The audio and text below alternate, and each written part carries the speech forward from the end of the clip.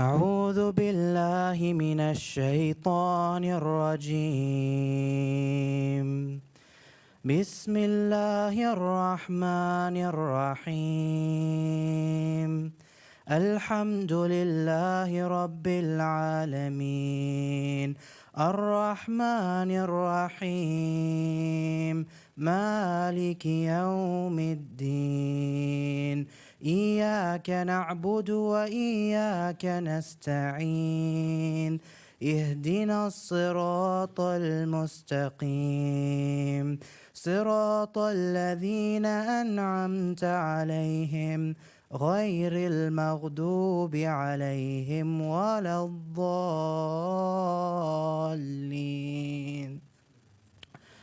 بسم الله الرحمن الرحيم. اقرأ باسم ربك الذي خلق خلق الإنسان من علق اقرأ وربك الأكرم الذي علم بالقلم علم الإنسان ما لم يعلم صدق الله العظيم.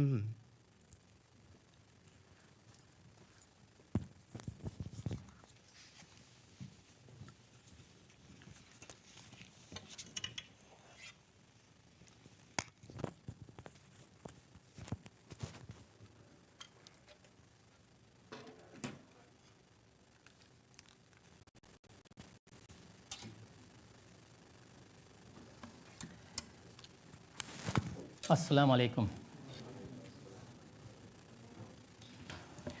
Welcome to everyone. Welcome to our Path to College workshop. We are thrilled to have you here. Join us this evening.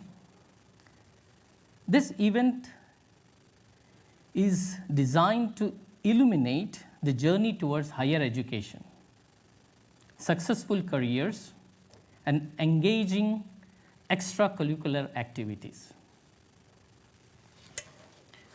Our workshop today includes a keynote address, a panel discussion led by volunteers experts who have successfully gone through this journey through their college life. And then we will have a breakout session where you can connect with all our speakers and discuss in person. This workshop is tailored for students in grades 6 to 10, offering valuable insights and guidance as you navigate your academic paths.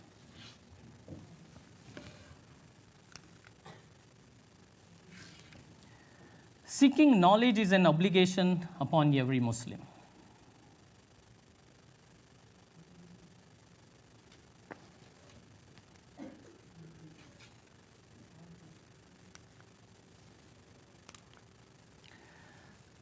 You can scan this barcode because we will have question hours later. You can post your questions.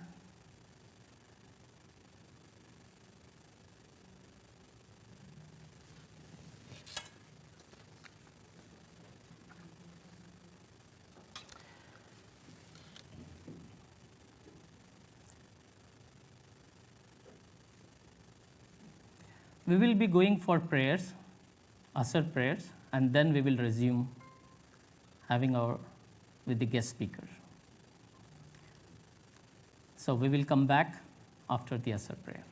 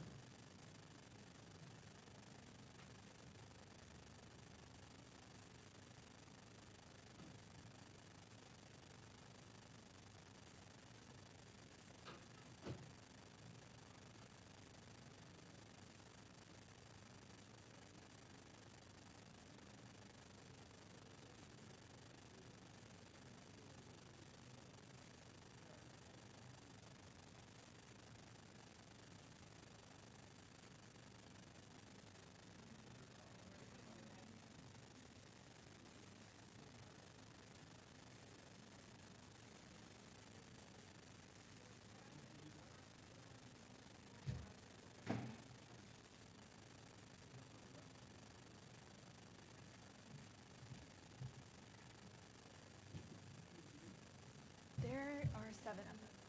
Yes.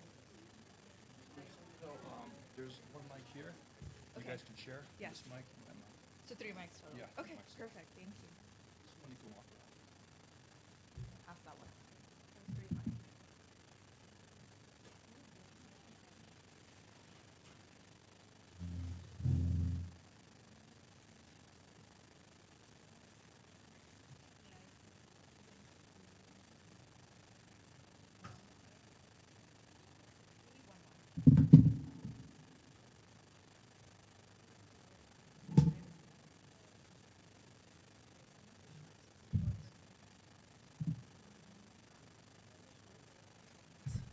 That's 7 seats. Please scooch them. Yeah. Yeah. Just scooch. Now we have 7. We have 7. And there's 3 mics total. That's really cool. Who's the tallest? Oh yeah, we could, yeah. Wait, I think they have a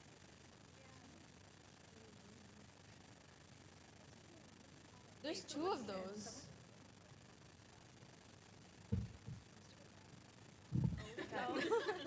Maybe not. Bring that chair, yeah.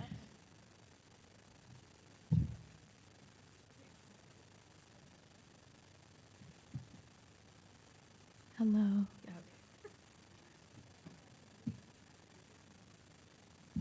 Maybe turn it on.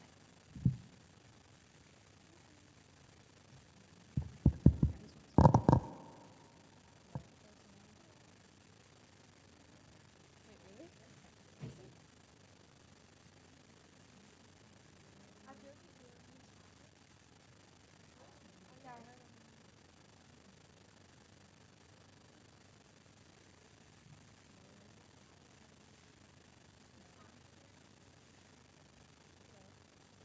It's fine. When he's done.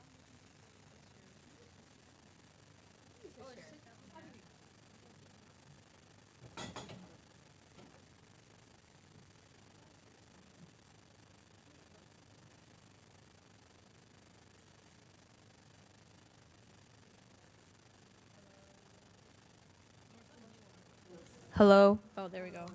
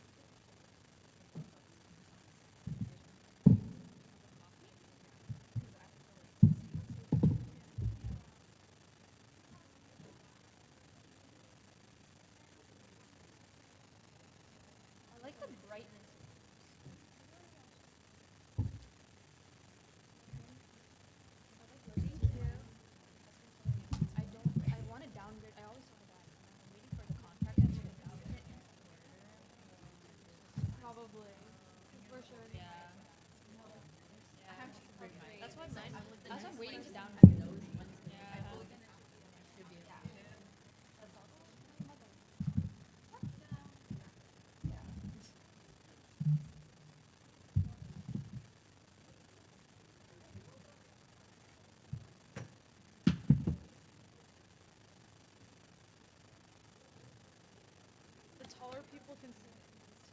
I just don't think we're all gonna.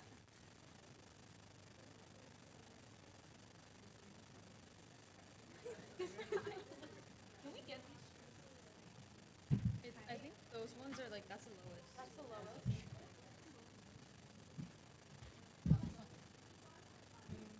Or maybe put it higher. Wait, I'll be tall for you. Where's this? Oh shoot. Is this the tallest? That's the tallest. You know the guys. Yeah. You want? Oh yeah, that would be good. Also, gonna be like.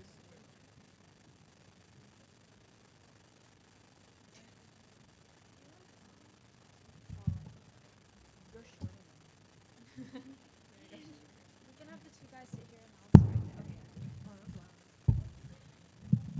Wait, why don't these work? It sounds like that. No. Stop.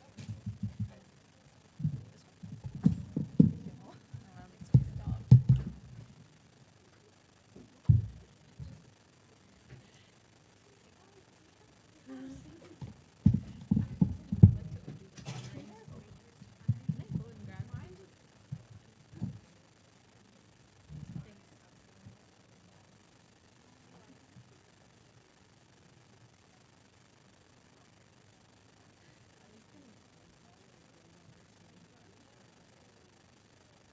I'm pretty sure it's telling me. I know. That's why I'm asking. I'll just. Can we just give these to a guy? The tall ones? Oh, but then it'll be uniform with those two. Switch. Wait, switch? That's a very smart idea. They'll just be like, Because then, like, it makes sense.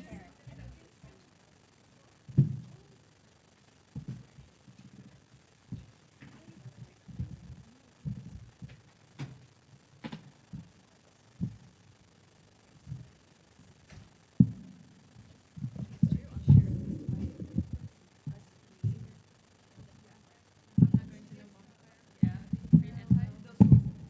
Oh, is us birthday tonight? Us should. Those two should. And us two should.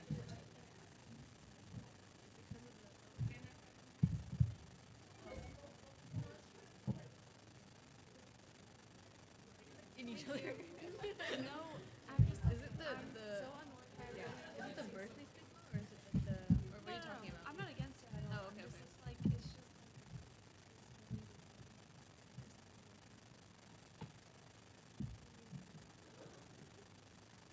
Do you know the whole? Yeah. Yeah. I guess for like other schools it's chill. Same with Davis. It's not that easy. It's really not. It's not that deep. It's just very good. Everyone just said they had a great time then I said yeah.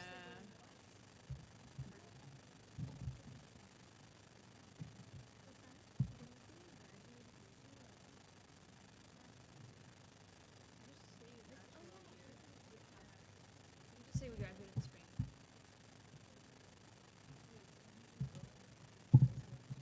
I'm just gonna where I'm going. I'm about to forget, so we're gonna pull up the slide. Forget your name and your university. Yeah. Sorry, my name is Sophia. Did we say mine hers or just? I was just gonna yeah. I'm not gonna say mine. I'm gonna say Anne. Yeah. Are you in data science? Oh, wait, Adam's on the thing.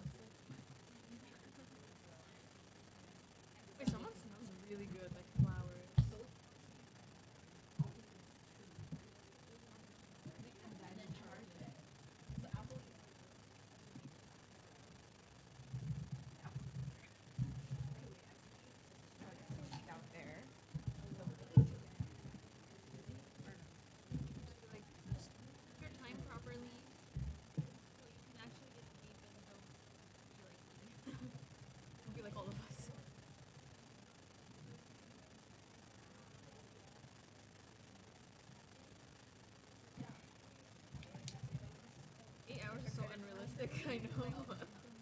Bro, I know. I know. I know you're all-nighters. Yeah, maybe I'll just charge it until maybe not others. Or how about this?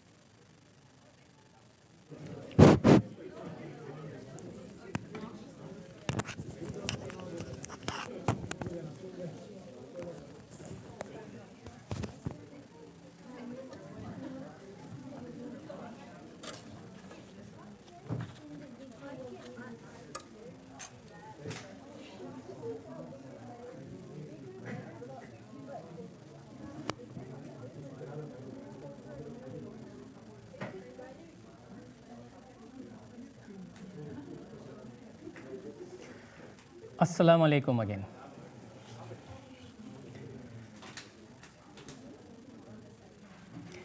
We have a fantastic line of speakers today. Beginning with our keynote speaker, Gulrez Khan.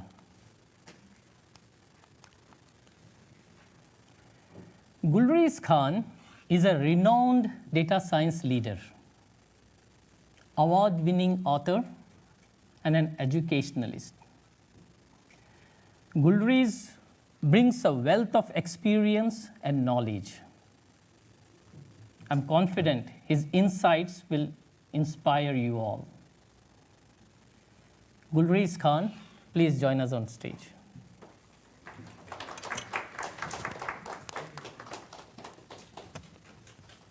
Before you share your wisdom, we would like to present you our token of appreciation.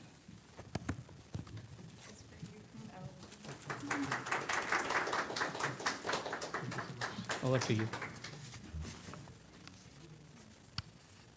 So I hold this.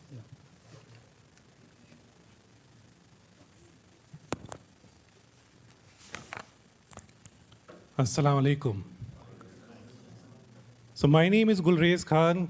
I am a father of 3 beautiful kids sitting over there, Pariza, Rayyan, Hiba, and my wife and my mentor, Farhat.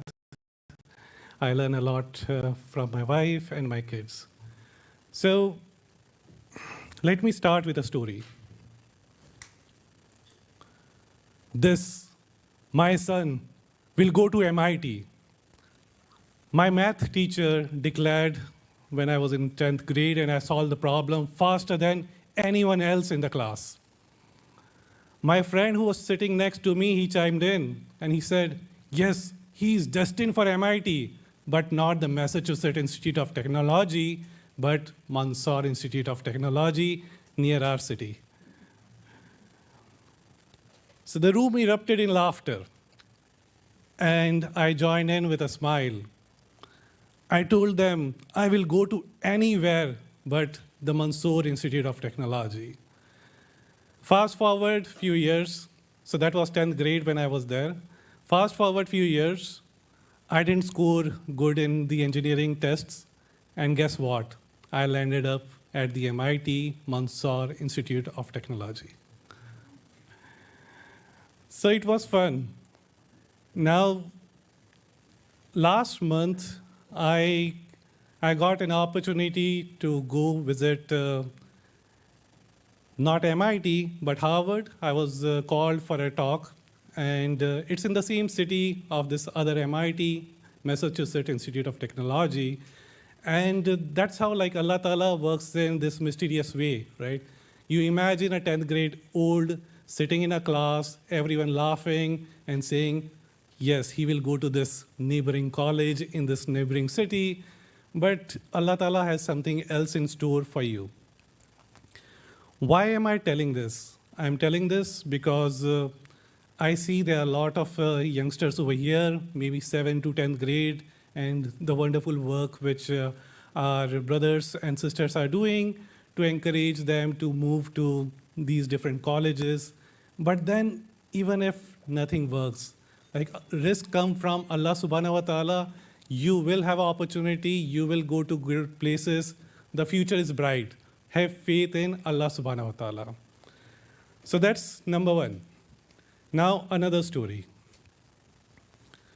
I have lots of stories.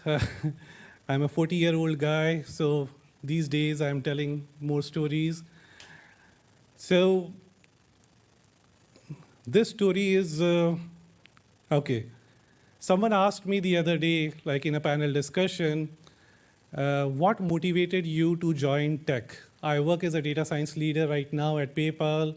Alhamdulillah, like I had an opportunity to work in great companies in front of learned people. Before that, I was at Microsoft, spent around 12 years over there. So what motivated me to join tech is money. Yes, you might laugh, right? So, but honestly, like that was something that motivated us. We had loans to pay. And when I was thinking about myself as growing up as a 10th or 12th year old, 10th or 12th year class, when I was in that class, I was thinking maybe I would write a book or two. That's where I would go. And that was my mindset, right? But I remember my elder brother, 2 years older than me, he said, Barkhurdar. Like in Urdu, we say, Barkhurdar, we have got loans to pay. And I said, okay. And I just followed his footsteps. He took maths as a major, I took maths, and then computer science in the engineering. I took computer science. I didn't do very well in the college. So you might be thinking, why did we call this person? He's talking about all the failures. But that's what it is, right? So I didn't do very well. I was an average student. I completed the engineering. And then I went to the city in India called Pune and said, maybe I will work hard for MBA entrance. And I went there and I said, this time I'll work really hard. And I'll ensure I'll get good percentage and I'll get a good job. Few days after I moved to Pune, my elder brother called me on phone and he said, Gulrez, there is a walk-in interview of this company called Tata Consultancy Services. I don't know if you have heard of that name. You have? Okay. So he called me and he said, go there and attend the interview. I said, no, I don't know anything. I hardly passed my engineering. He said, just go and give the interview. All right. So I went, I was there sitting with the HR, and the HR asked, describe an ideal job. So the writer, the poet in me woke up and he said, where the mind is without fear, where the head is held high, into that freedom of heaven. So this is a poem of Nobel laureate Rabindranath Tagore, and I was more into writing and reading. Guess what? The HR person was impressed, and I got the job. So that's how I landed up in the engineering, in the IT company, and one mistake from their side, and I was in. So there are multiple things which I want to convey with these stories. Right now, when I look into this room, I work as a data scientist, so I think from data, right? I see, as a data scientist, I do this segment analysis, looking into different segments of the users. This segment is merchant, this segment is consumer. So right now, when I look into this room, I see the parents out there, with worries about their kids. The organizers, parents themselves, they are thinking about the future of the kids. I see the younger siblings out here in the college. They want to help out the youngsters. And then I see the 7th to 10th grade old over here looking to do something and maybe a little confused. Why did they brought me here?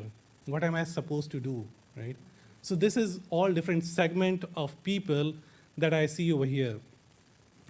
Now, when I think about the story which I was telling, I had an elder brother, Parvez, right? So I just followed his path.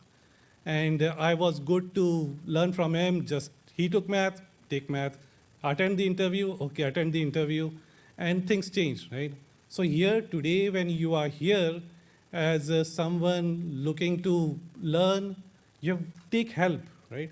Take help from the youngsters who are here to help you out, and the parents, right?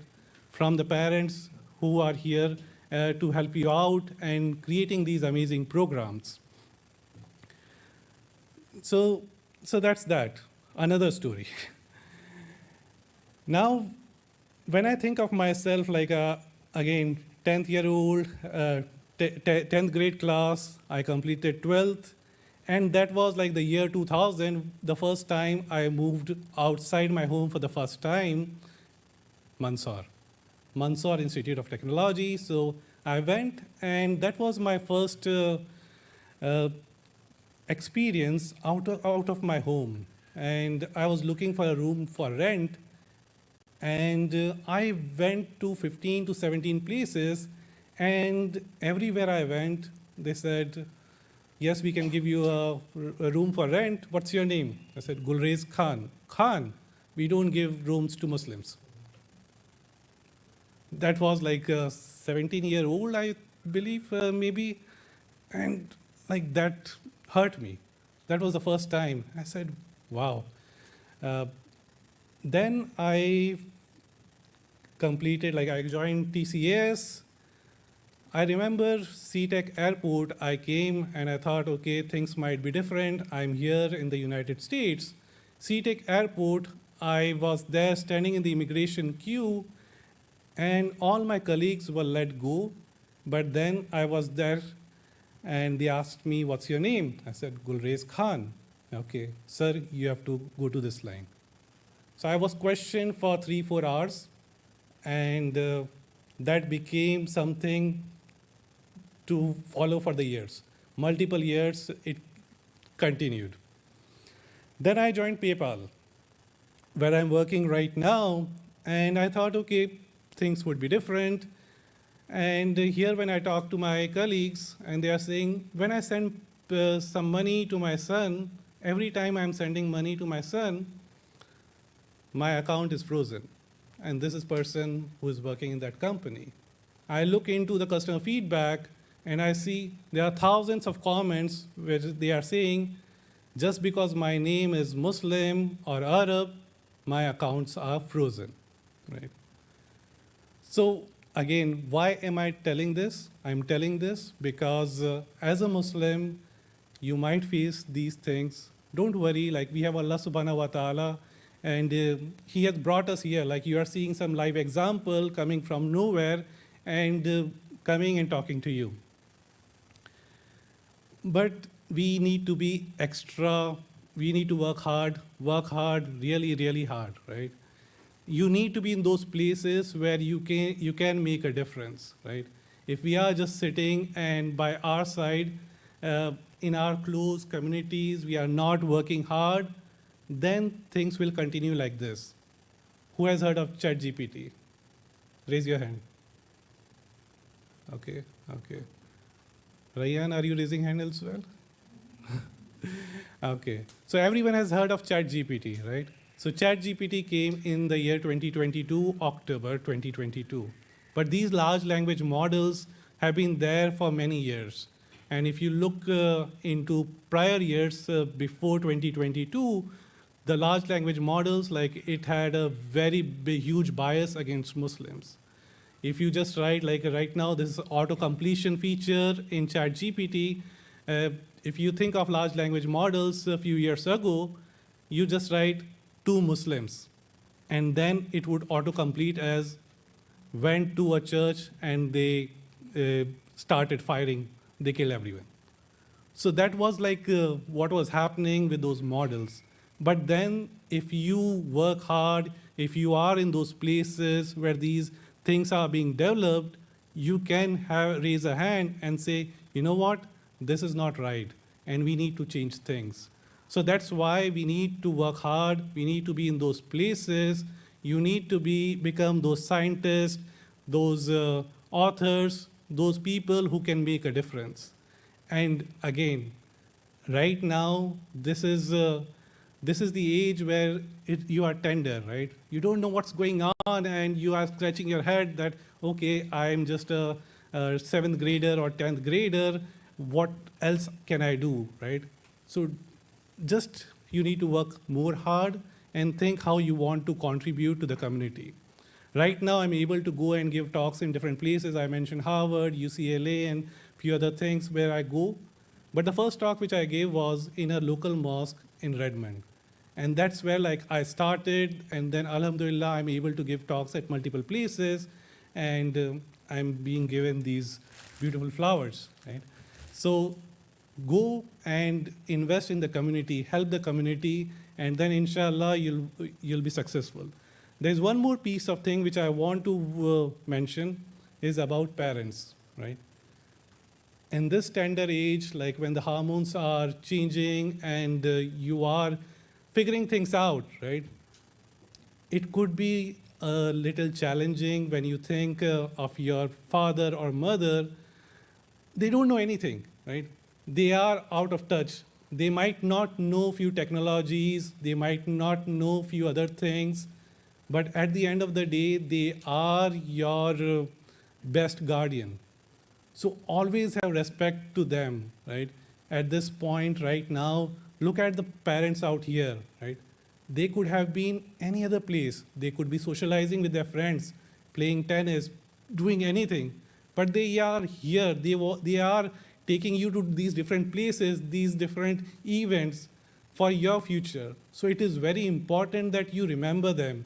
And inshallah, with their dua, you'll be doing really, really good, inshallah.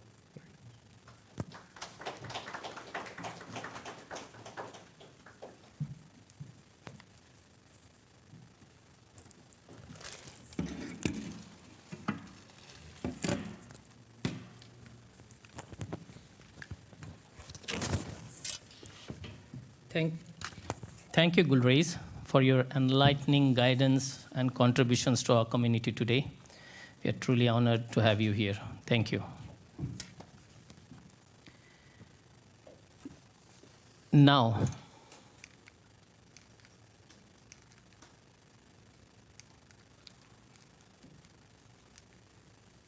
oh, did we miss this slide?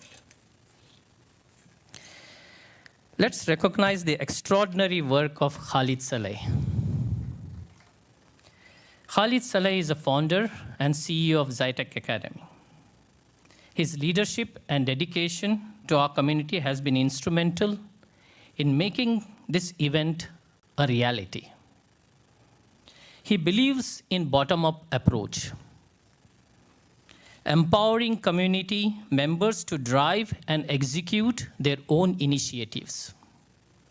He provides them with the platforms to succeed and make a positive impact. We would like to call Khalid Saleh on stage to present a token of appreciation.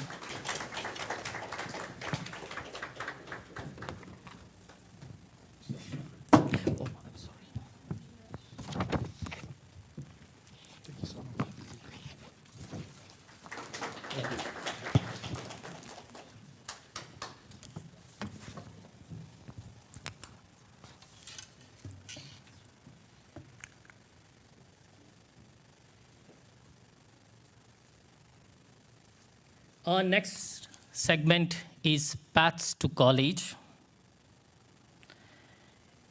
It's a presentation by our volunteer panelist. Now we will hear from our volunteer panelist. What do they have to say to you all? Please join me on stage.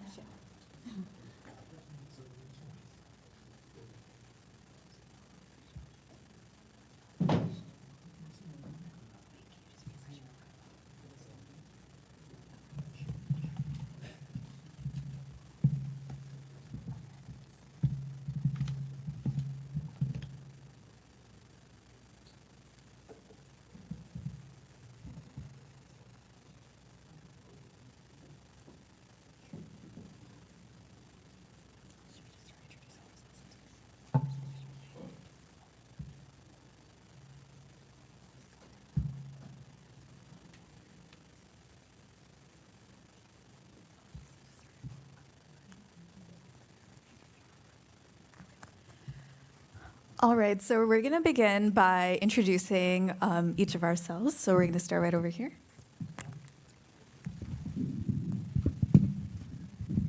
Assalamu alaikum. My name is Adil. I am a fourth-year student at UC Davis. I'm studying computer science and data science, pursuing a double major. Assalamualaikum everyone. My name is Asad Shahid. I am a transfer student, so I just transferred to UC Berkeley studying statistics and data science. Assalamu alaikum, everyone. My name is Ruxar. I just recently graduated from UC Berkeley in May, and I majored in molecular and cell biology. Assalamu alaikum, everyone. My name is Sameh. I graduated from UC Berkeley last year, where I studied chemical engineering and data science. Assalamu alaikum, everyone. My name is Ramin Rauf. I'm a second-year student at UC Berkeley. I'm currently doing business administration and econ, and then minoring in data science. Assalamu alaikum, everyone. My name is Adiba. I am a third-year student at UC Davis. Currently, I'm studying biological psychology and minoring in tech management. Assalamu alaikum, everyone. My name is Safiya Mohammed. I'm a recent spring graduate from UC Davis, and I majored in design with a minor in technology management. All right, so let's move to the agenda for today. So what we're going to be doing today is, again, talking about the pathway to college. Just to make sure everyone knows, today is going to be, again, for the 6th through 10th graders, and this is all about the pathway towards college, not about college applications, because there's still time for that. So we are going to start off with coursework and GPA, so what courses you should take during high school. Then we're going to go on to extracurriculars. What should you do outside of the classroom? Then we're going to go on to standardized tests. So what are the SATs and ACTs, and are there any other tests required for college? From there, we're going to talk about what is a well-rounded student and what involves being a well-rounded student. So what exactly are the colleges looking for? From there, we're going to talk about alternate pathways. So how can you further challenge yourself academically? And there's multiple pathways that are involved in this. And finally, student wellness. So how are you going to balance your physical, mental, and spiritual health?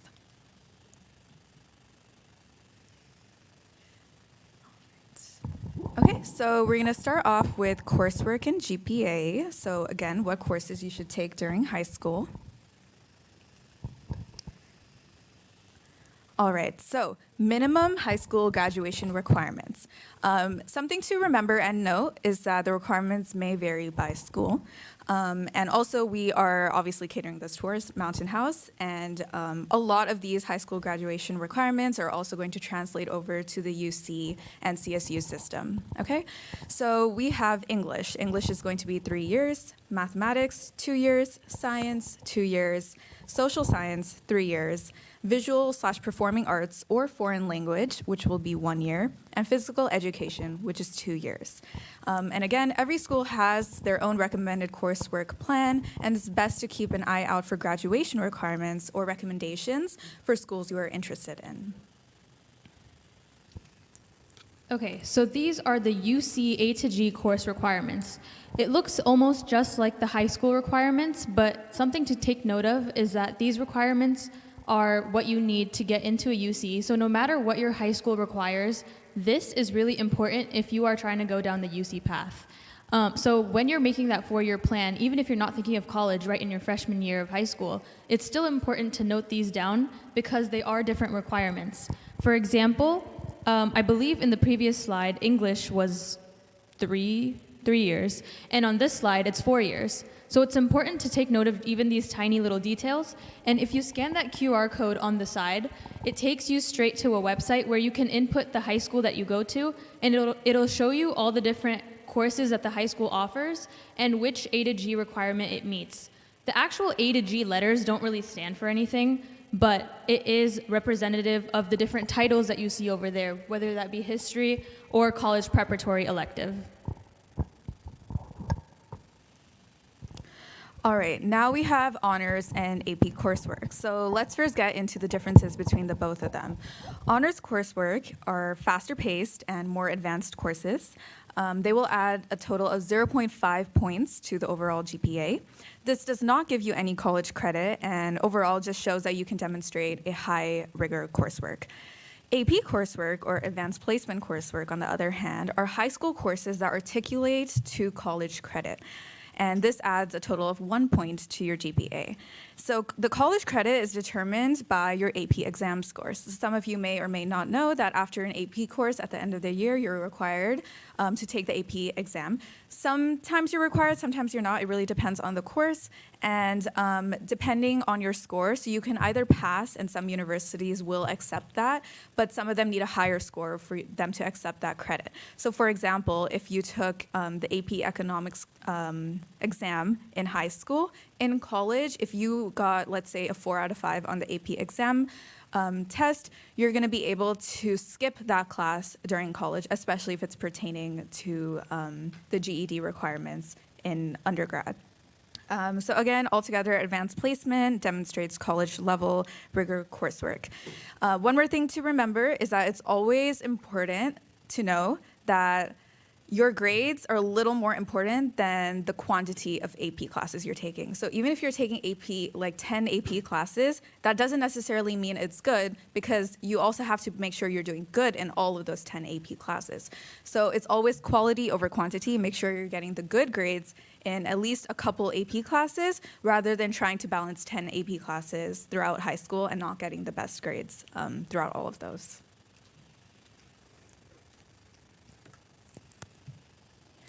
All right, and then we have weighted versus unweighted GPA. So unweighted, the GPA scale is from 0 to 4.0, and then the academic rigor that we talked about before is not taken into account. So that's the AP classes and the honors classes. So that 0.5 points from honors and that 1 point from AP classes are not taken into account into unweighted GPA. Every course will have equal value. So an A in the course is the value of 4, B is the value of 3, C the value of 2, and etc. Weighted GPA is the scale from 0 to 5.0. This is where all of our APs and honors are going to be taken into account. AP classes, an A means it's a 5, a B is a 4, C is a 3, etc. Honors classes, A is a 4.5, B is a 3.5, C is a 2.5, and etc.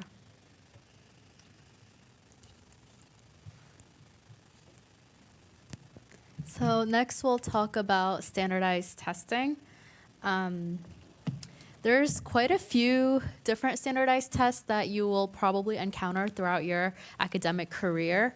The first one will probably be around your sophomore year, which is the PSAT/NMSQT, which is essentially a practice SAT exam that a lot of students choose to take before they take the actual SAT, and it could be a good way to gauge what your score would be. The other thing that the PSAT is used for is the National Merit Scholar Program. So generally, the cutoff score for that varies by state, and if you qualify for it, there's a lot of colleges that give scholarships based on that. The other exams are SAT/ACT, which so the SAT is a widely used college admissions test, which has a reading and writing section and a math section, and it's scored out of 1,600 with a separate essay score. The ACT is somewhat similar. It has a English section, math section, reading section, and a science section, as well as a writing section, and this is scored on a scale of 1 to 36. Most colleges take either or, so generally you can just pick one exam and decide which one works better for you. Some other exams are AP exams and IB exams, which again is kind of like an either or thing. They work differently. They usually correspond to AP or IB classes, which students take in their high school. And at the end of these classes, they take an exam, which is scored from 1 to 5. Like Ruxar said earlier, if you score high enough on these exams, then you're able to essentially skip that class in college or use credits from those tests in your college. The TOEFL is another exam that's generally used for people that are applying internationally or non-native English speakers.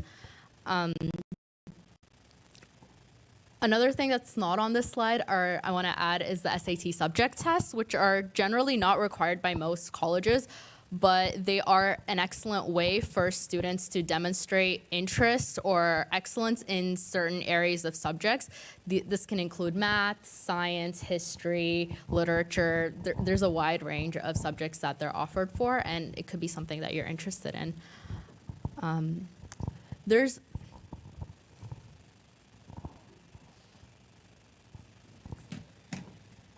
I just want to quickly hop in and also note that UCs no longer, they don't require the SAT or ACT tests anymore. And I think starting 2025, they don't look at it at all. And there is a new UC test that will be released.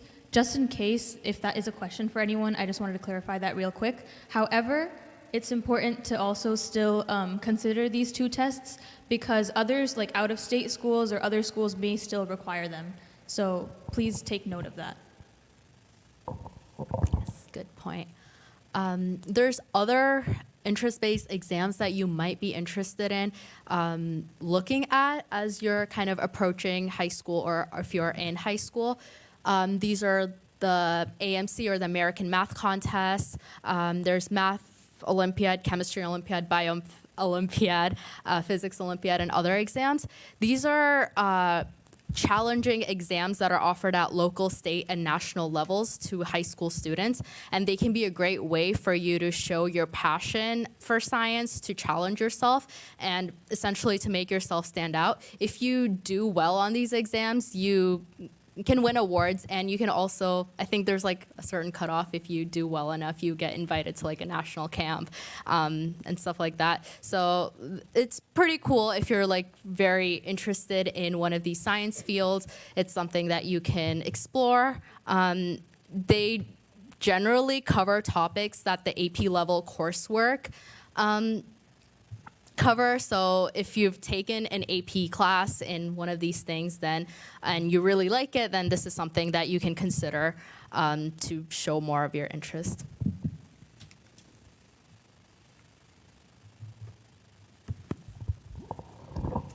Okay, we're gonna move on to what makes a well-rounded applicant when you're applying to colleges and like what things you should do during your high school career.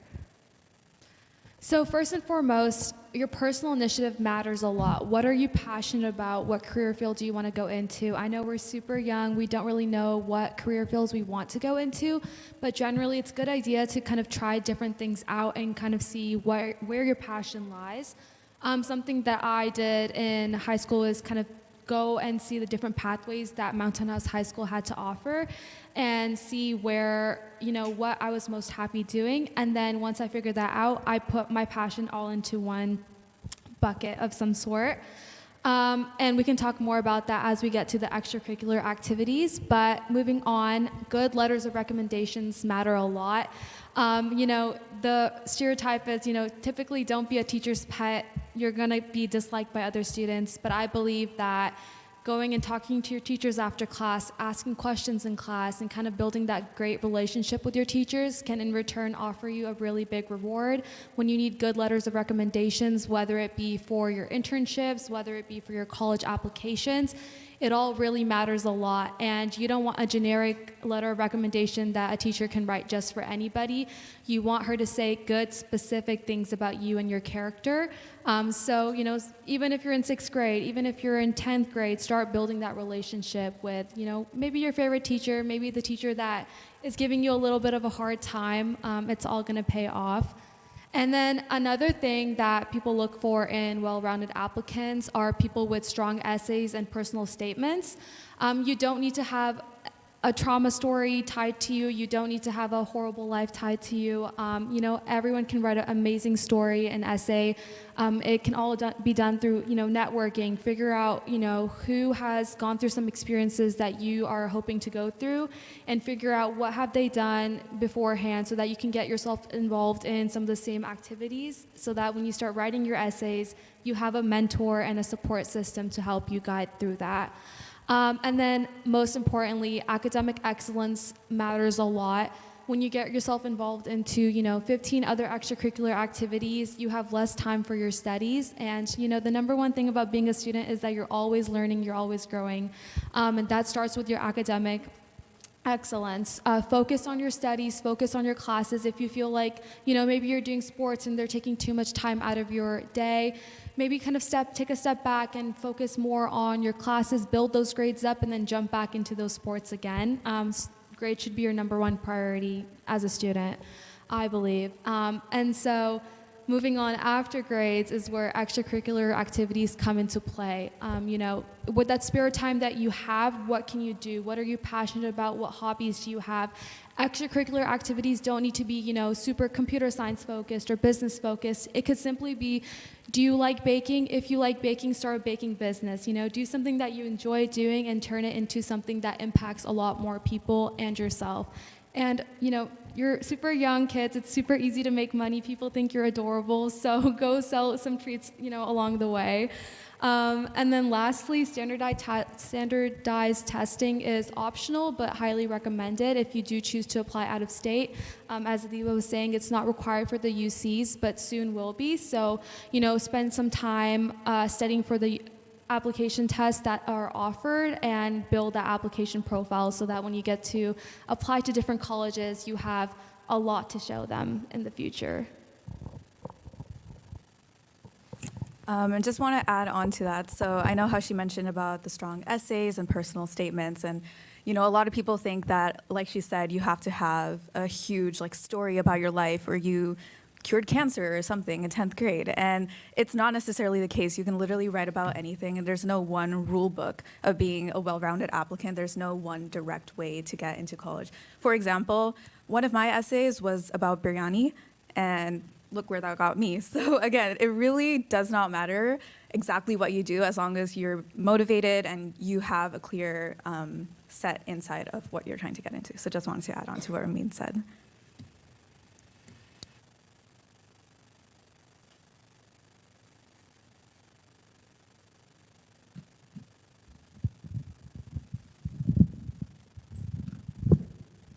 Okay, so yeah, I'll be talking about the various alternate pathways you can take, and also some ways where you can further academically challenge yourself. The very first option, which you might consider when you're in high school, is to take the California High School exit exam, so CHSP in short. And there are some benefits to this, but there are also some things which I want to point out before you are to officially exit from high school.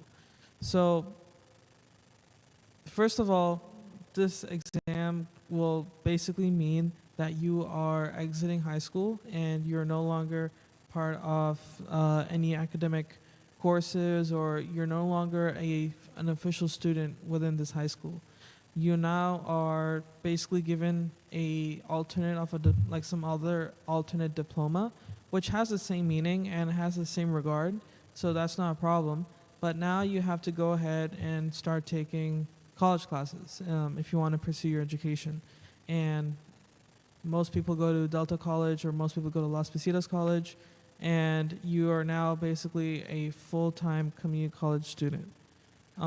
There are some benefits to that in terms of you being ahead of the game by 2 years, but there are also some things which you want to take into account, such as commuting to Las Positas every day or every other day, and also the rigor which you're going to be getting from these college classes, which you might not really be prepared when in high school.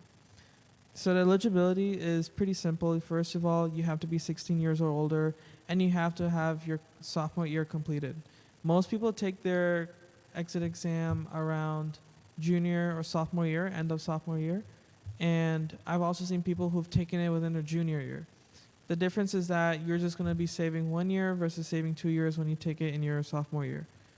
The exam is actually really easy. I've heard from friends, Adil can talk more about that, but the exam is nothing too hard.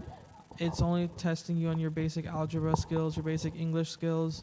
So as long as you're an academically good student, I think everyone should be able to pass the exam. So now I want to talk about another alternate path, which is a combination of what I just talked about, but also still being a high school student. This is called a dual enrollment program, and in Mountain House High School, we call this the cohort program. The cohort program is basically structured by Mountain House High School, and you're following the rules made by the counselors at MHHS.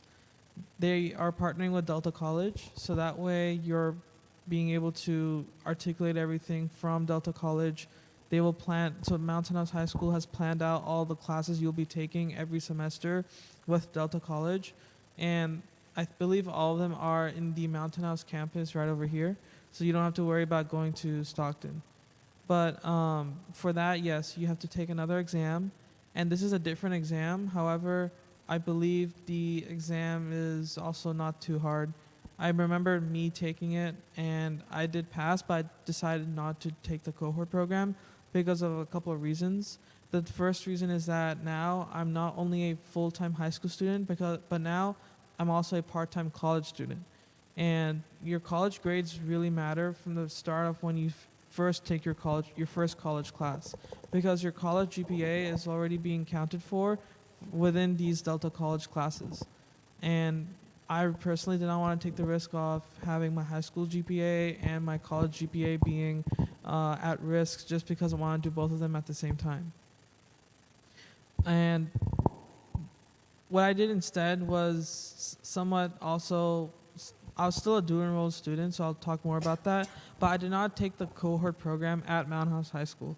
I'm not trying to make this into myself, but I'm trying to give an example of like what I did and how I was able to mitigate some of the things which I was worried about, but also still get the benefits and reap the benefits of being a dual enrolled student. I instead just went ahead and applied to be a community college student on my own, and so I had to fill out the paperwork on my own. I was able to find classes on my own, and more so, I was making sure that I was accountable for my own academic studies within community college.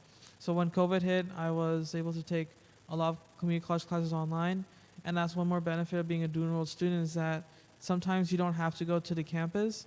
Some of these general education classes can be done in an online manner, and I believe most of your general education classes can be done in an online manner. And they do replace high school courses. However, I do want to say that in the recent years in Mountain House High School, there's a new policy where you have to have taken that class you want to replace at least 1 year before that course comes into your high school transcript. So you have to make sure you're planning out everything 1 year ahead, and you have to be really on top of things when it comes to finishing the form for articulating your high school course, your community college course with your high school courses as well. So you really have to be on top of your community college career, no matter if you're doing the cohort program or if you decide to do it on your own. And yeah. Inshallah, it's time for Maghrib right now, so we're going to break for Maghrib and we'll come back in about 15 minutes and we'll continue with the presentation. And then after that, we'll have a Q&A session with dinner as well. Yes, and we'll have food as well, inshallah. So we'll come back around 6:45.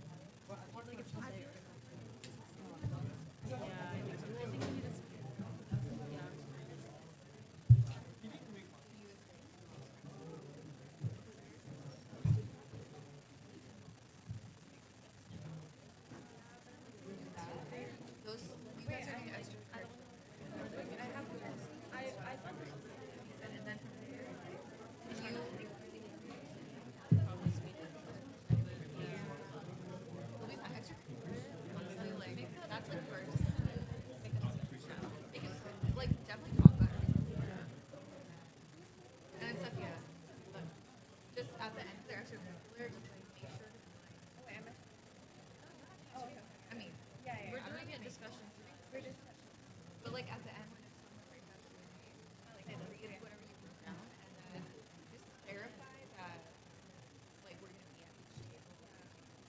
They don't. Shakespeare doesn't exist anymore. I was literally like sitting here and I was like, oh, that's funny. Huh? Oh yeah, I know. We're going. She came in like, yeah, she did.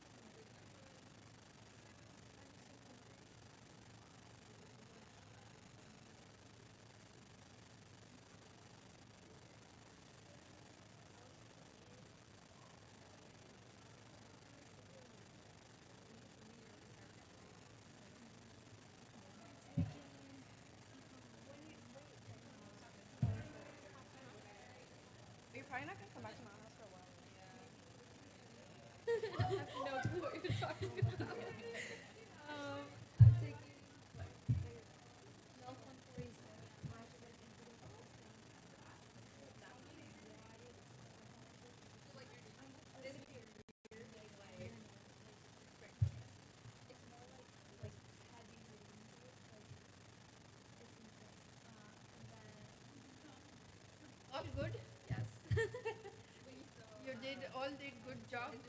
Now it's just Q&A session when you have to answer parents' question.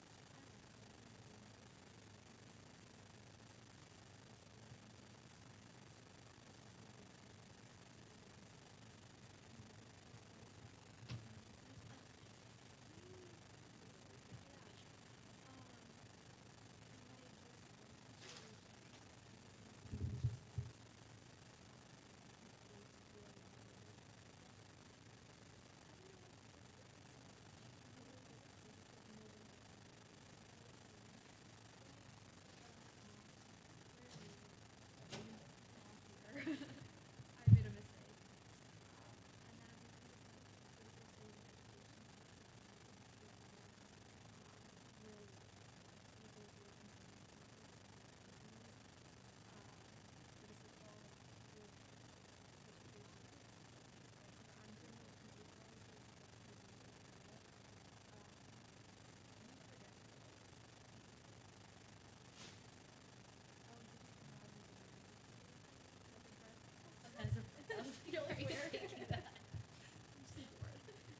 No.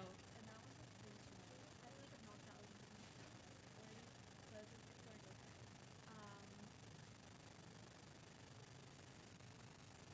There's one more.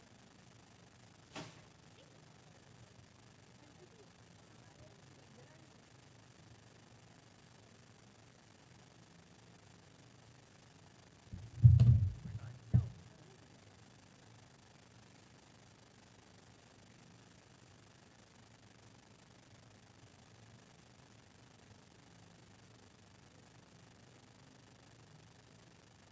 Oh, UTV is 96. I love that topic. It's supposed to be it's like a one for one, but it's like 2 hours. Like really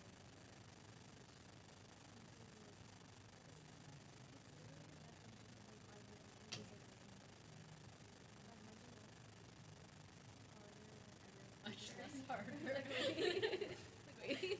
This doesn't sound right. Like, we literally just like did really fast in class, but I think like it's starting to really pick up because we're doing a social action project.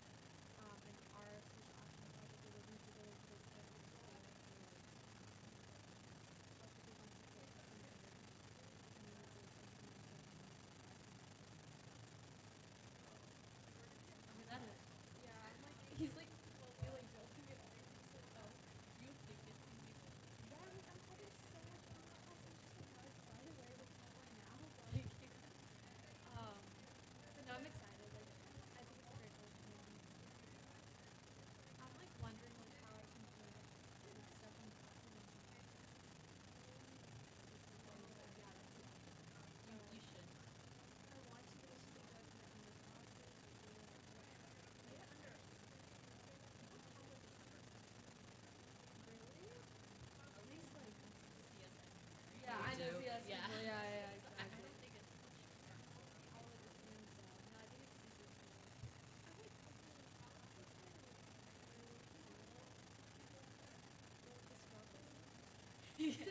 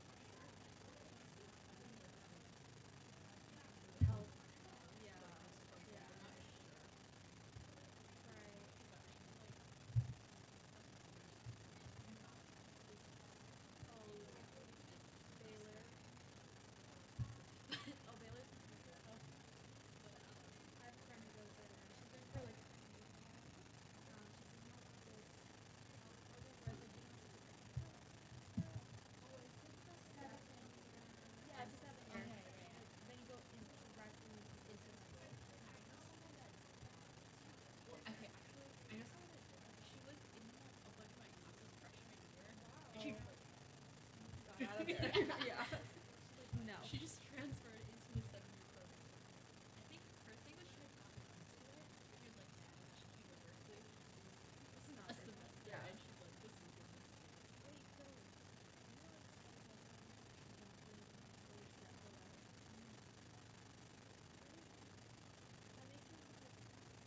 literally.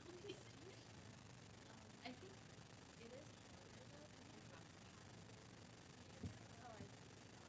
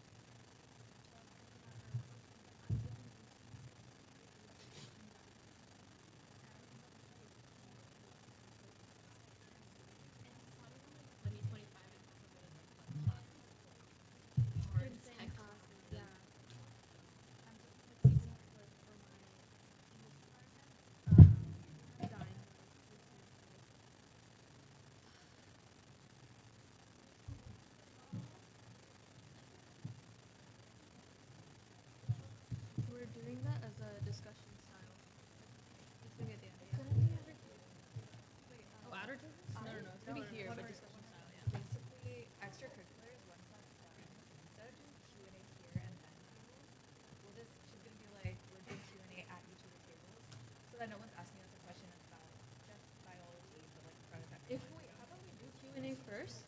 Let's start with general questions. Yeah, let's start with with Q&A Q&A first. first.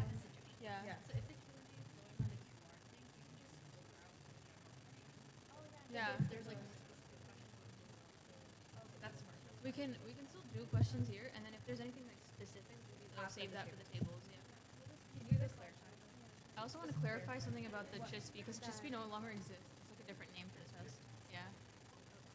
Can you clarify this for general? Oh, for the Q&A, yeah. I'll do. Yeah. I know, literally. I was really like the UC thing is like there's no more. Yeah. Only reason I know is because Yusra. Every year since Yeah. COVID. The UC stuff. Yeah. Like I never took the SAT. So. Yeah. No. It's just like COVID. Were you COVID? Yeah. I did take it actually. It was actually awful. I never took it again, and they're like, never mind. Yeah, I didn't need it, right? Yeah. It's a mix of like five. I know. Because it was like, yeah. We're like, we'll let the boys have it downstairs. Where's our coffee from? Baristas. Where is that? In Tracy. No. Wait, that's small? What? Where is it? It's in downtown.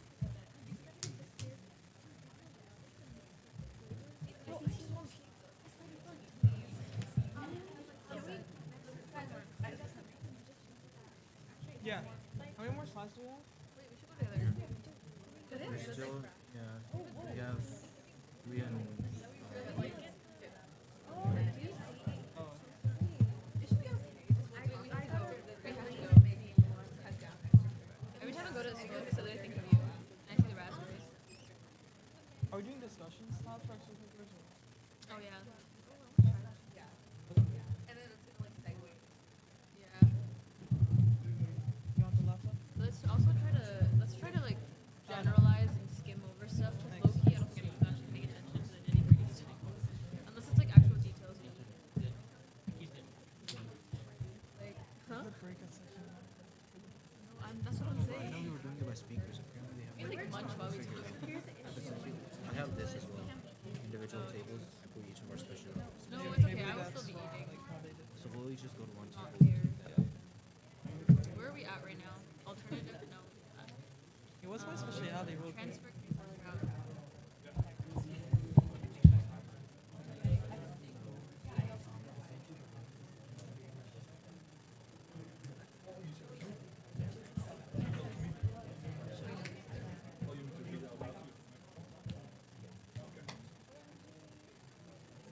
That'll be at the end. I'll let you. Where's your lotion? There's only one.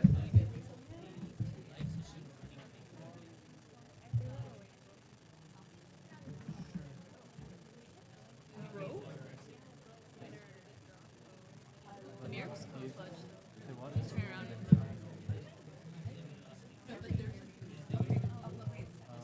Maybe let's party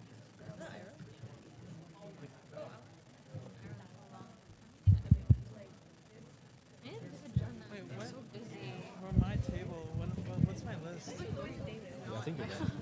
Where is she? I think she was in. Where was she last time?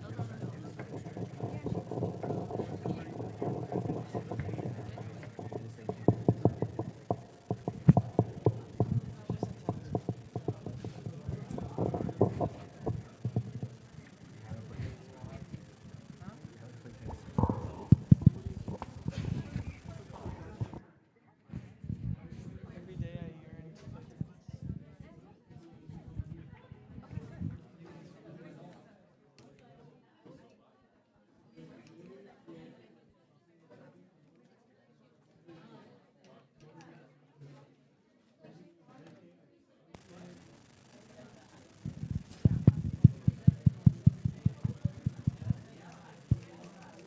Okay, I'll answer.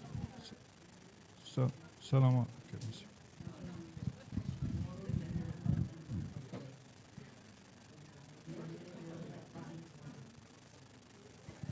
Assalamu alaikum. I wanted to make a quick announcement for the YouTube link. It's on the WhatsApp group under announcements. If you want to share it, can you hear me? Okay, it's on the WhatsApp group. If you don't know the WhatsApp group, it's Zaytech Academy announcements, and then it's under there. If you want to share it.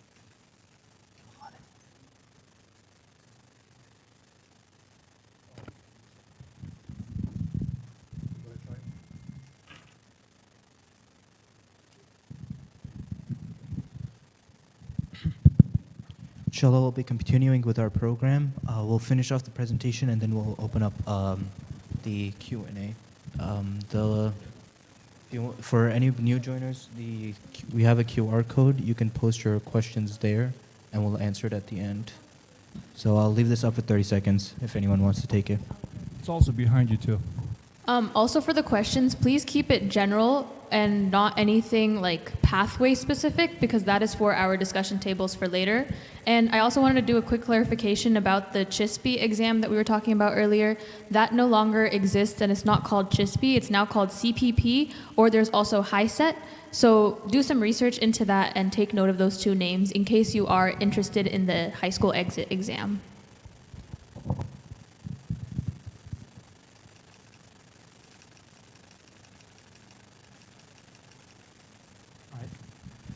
So Asad talked about the California High School Proficiency Exam a little bit. I'm just going to add on to it. Like Adiba said, it's been renamed now. So now it's called the HiSET exam. I'm not sure exactly what it stands for, but the difference between the CHESPE and the HiSET is that there's now a science section which is optional. And if you choose to opt into the science section, you'll get a certificate of proficiency, but it'll be recognized nationwide versus the statewide recognition for CHESPE. So in the CHESPE, you'd get a certificate of proficiency, which counts as a legal equivalent of a diploma in the state of California. But for the HiSET exam, it's now recognized nationally. And you can do more research into this because we haven't updated yet. But from my experience taking the CHESPE exam, it is a fairly easy exam that just tests your general knowledge on English and mathematics. All right. So now we'll go over the transfer or community college route. There's two ways you can get into the community college route. One is you take the CHESPE, or now it's called the HiSET. You graduate 2 years early, and you can enroll at a community college. You get a head start on your higher education. Or the other option is you finish all 4 years of high school, and you didn't get into a college that you wanted to go to. You can transfer into that school by doing 2 years at a community college, and then you can transfer that and finish the rest of your degree at that school. So that's just like a backup option that a lot of people have. So the transfer route is you do 2 years at a community college. So once you graduate high school, either through the HiSET or by regular graduation, you'll enroll at a community college. Once you get to the community college, you're going to work on two things. You want to work on your general education and your lower division major requirements. So the lower division major requirements, those are individual for each major. So the lower division requirements for a computer science major is now going to be the same as a business major. And if you're still unsure about what you want to major in, you can just spend like the first year or year and a half taking general ed courses so you get a better idea of what you're passionate about. So you want to finish both lower division and general education coursework. And then after the end of year one, this is when you start your application process. So the UC application opens up in August and closes in November, same as the regular high school application. The transfer application is basically the same. The difference between the transfer application is that the transfer application is going to have an extra question, which you have to write about how have you prepared for your intended major. So those applications will be due in November, and then throughout your second year, you continue to work on your lower division requirements, and then after your second year, you can apply for any associate's degrees that you might be eligible for. And this is just like a broad overview. If you want like specific towards each major, there will be tables at the end, and I'm more than happy to give you more insights on which associates and which degrees you can pursue. So after the second year, you'll be transferring to a four-year institution. This would be a UC college, a CSU college, or any other four-year college you would have gotten into right after high school. And after you've transferred, this is when you start working on what's known as upper division requirements. Upper division requirements can be completed at a community college, so these have to be done in your third and fourth year. And this is going to be different based on each major. So ideally, you wouldn't want to have general education remaining in your third and fourth year. You just focus on completing your degree. And if you intend to pursue either grad school like master's, you would start your grad applications after your third year, but you want to start building relationships with professors during your third year because it's important for letters of recommendation, which a lot of universities require. Okay, so now we'll go over the IGETC. The IGETC is a general education pattern which is pretty much universal towards the state of California. It's the same at every community college, although the courses that they offer will differ a little bit.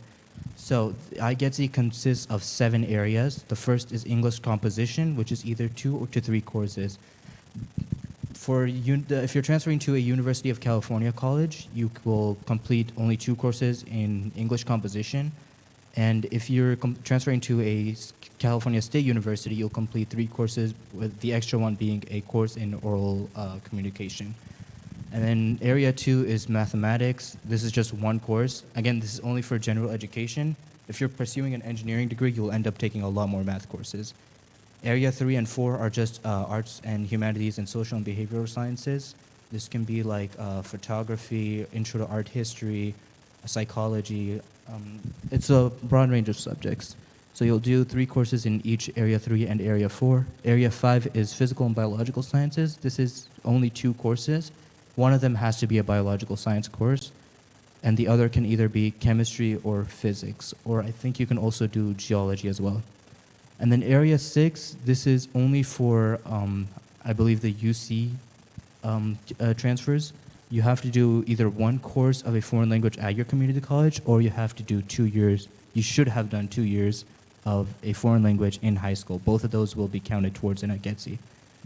And area 7 this is only for California State University, which is the American Institutions requirement. You just do 2 courses, and I think it's in political science and American history. And now we'll move on to student wellness.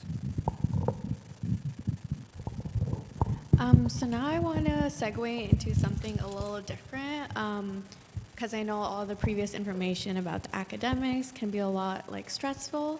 So we're going to talk about student wellness, which is unrelated, but these activities can help with your growth mindset and overall happiness. So there is genuinely an important thing to keep in mind, which is the balance you have to have between school activities and your general well-being. So we do have a couple of recommendations for you guys to practice and keep in mind for when it comes to your overall wellness. For example, the first one we can say is having quality sleep, which I know is hard to maintain as you get older and throughout high school, but it's important to try to at least maintain your time wisely, have a good schedule, so you can at least have the 8 hours of sleep that can, keep you energized for the next day and ready to focus. Make sure to incorporate physical activities at some point in your day, and this can also include the extracurricular activities like joining a club like soccer or basketball. And it's also good to maintain a positive social life, which again can be found in extracurricular clubs, the sports as well, and find something that can help you with your stress. Usually this can be hobbies that can give you an academic break, again, like sports, reading, Islamic studies, anything like that. And of course, trying to keep track of all these necessities, whether it be school, extracurriculars, social life, events, anything like that, it's really overwhelming. So it's important to have some sort of organizational system that you can use to organize everything. Like personally, I use a physical daily planner so I can plan out my day on a time-to-time basis, and a digital calendar to keep track of any events that will happen in the future. And having all these stored somewhere helps reduce your own stress instead of trying to keep track of anything in your own mind. And of course, it's good to have a good, strong support system, which is obviously your family, but it doesn't just include family. It can also include your teachers and peers. Make sure to reach out for them when you need help, whether it's regarding like anything social or academic. It never hurts to ask for help, and it'll help you get guidance for your future. Okay, so I have this one slide here specifically for dependent visa holders because this was something I struggled with personally when I was in high school and I was looking for questions. So if there's anyone who is not a U.S. citizen or green card holder, first of all, can I just get a show of hands if that applies to anyone? Okay, so there are a few people. Okay, sounds good. So I'll go over this really quickly. Unfortunately, there are a lot of downsides to this because it's affecting me right now. So for example, you can't work a job as a dependent visa holder, so you can't apply for like internships or jobs that pay, so you can only do things that are unpaid, and anything else is technically like legally prohibited. So this is affecting you like career-wise as well because you can't work until you switch to like an F1 visa, and then that has to qualify for like a STEM OPT like application. So there's a lot of hassles that comes along the way, and this is more like college level information I'm giving you guys, but this also does apply for like even working like a job in high school. Like your friends might go and work at like, I don't know, Target or something, but you guys can't do that. Another thing is aging out. At 21 years old, you will age out and you will need to switch to an F1 student visa to continue your like college education in either UC or any other California or United States institution. And then for tuition as well, if you are a California resident who's lived in California for more than 12 months, you will receive in-state fees, at least at the UCs and CSUs, I believe, even if you are considered international, because as a dependent visa holder, you are an international student. But if you were only here for like a shorter amount of time than the 12 months, then I believe it is like international tuition as well. And then there is a huge impact for anyone who is pre-med due to the already really low acceptance rate for international student med school acceptances. And then you also can't do like scribing work where you have to like work a job. That's more in detail and in depth. So if anyone has any particular questions, please find me after this presentation and I can like go over more questions with you guys.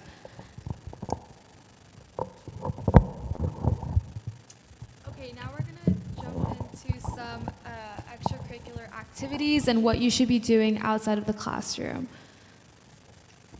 So some stuff that you can get involved with are competitive clubs. I am competitive club's #1 fan. I did DECA in high school and Skills USA. They were both supplied to us by Mountain House High School, and what they are, so DECA is a business competition club. You go and compete and write business reports, compete with other students on different sectors of business like accounting, finance, you do community projects. And then HOSA is the exact copy of DECA, but it's for medical students. So we can go ahead and talk to you more about that at the tables. You can do some academic clubs. So we have mathletes, computer science, foreign languages that you can do. You can also do health sciences. Science Olympiad is also a really good club that you can join. Some interest-based stuff that you can do is art, chess, baking, painting, creative writing, and it could all be turned into some sort of passion project. And then I highly, highly recommend that whatever activity you decide to go into, you decide to take some sort of leadership position. When you're writing your extracurriculars for the UC applications or any other institute's applications, you want to show that you made an impact on whatever club or organization you were a part of. In high school, I was a part of student council, so planning events for students, working on student well-being and overall wellness. Ruxar was also in my leadership class, so I kind of took after her as a mentor. But working your way up, so I kind of ended off high school as senior class president.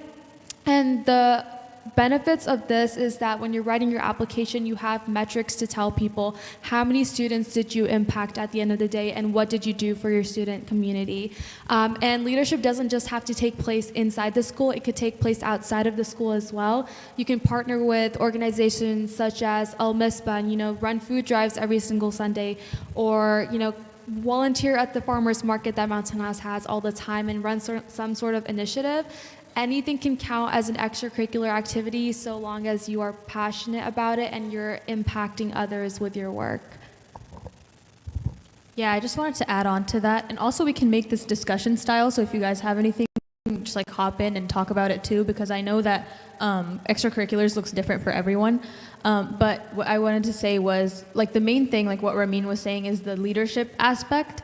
It doesn't matter, like everyone is gonna go join a club, like all your friends are gonna go join a club, but what impact did you leave behind, or why did you join that club? That's what really matters, and that's what colleges look for down the road. And I know as like 6th to 10th graders, you guys are probably not even thinking of college right now, but it is important to keep note of what you are passionate about, because that's what's gonna show at the end when you do end up applying for college, because one way or another, you're all gonna get there eventually.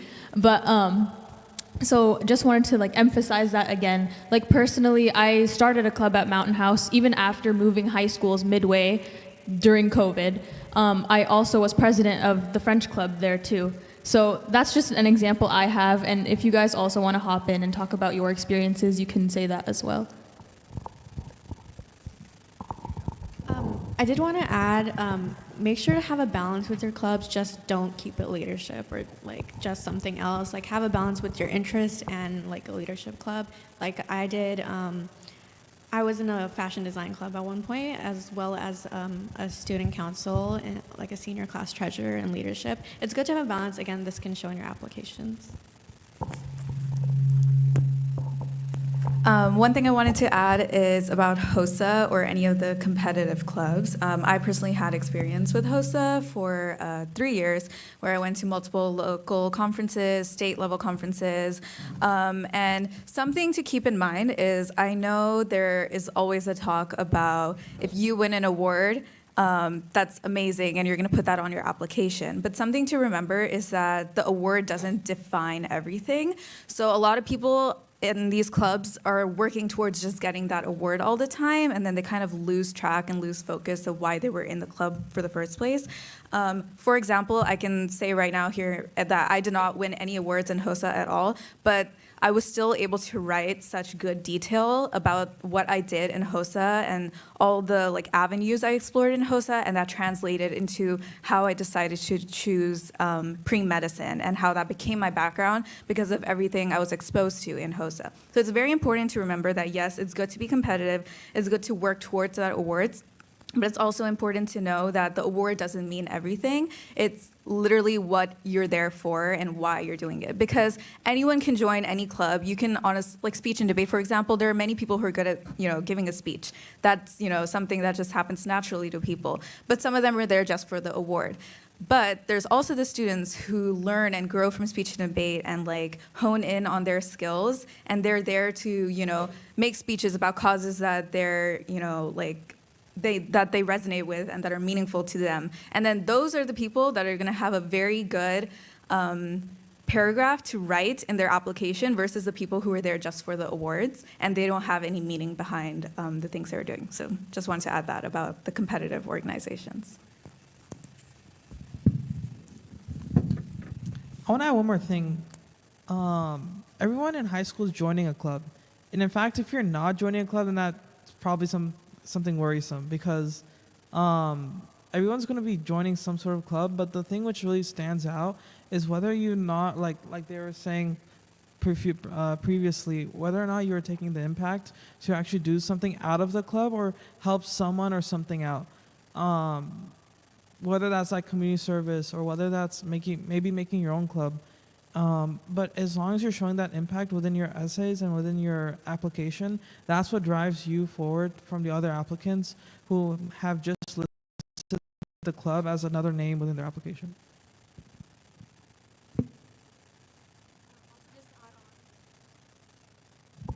Just to add on, I do think when you are focused on competitive clubs, and you do remain that focus on, you know, why you're in that club. Building your way up to internationals is so important. I feel, you know, not everybody has a chance to go to internationals, so if you can single yourself out as the one applicant from your school who did go to internationals for, you know, suppose whether it be for DECA, me and my team went to internationals 2 years in a row. So we went to first Atlanta, Georgia, then we went to Florida, and then we placed top 20.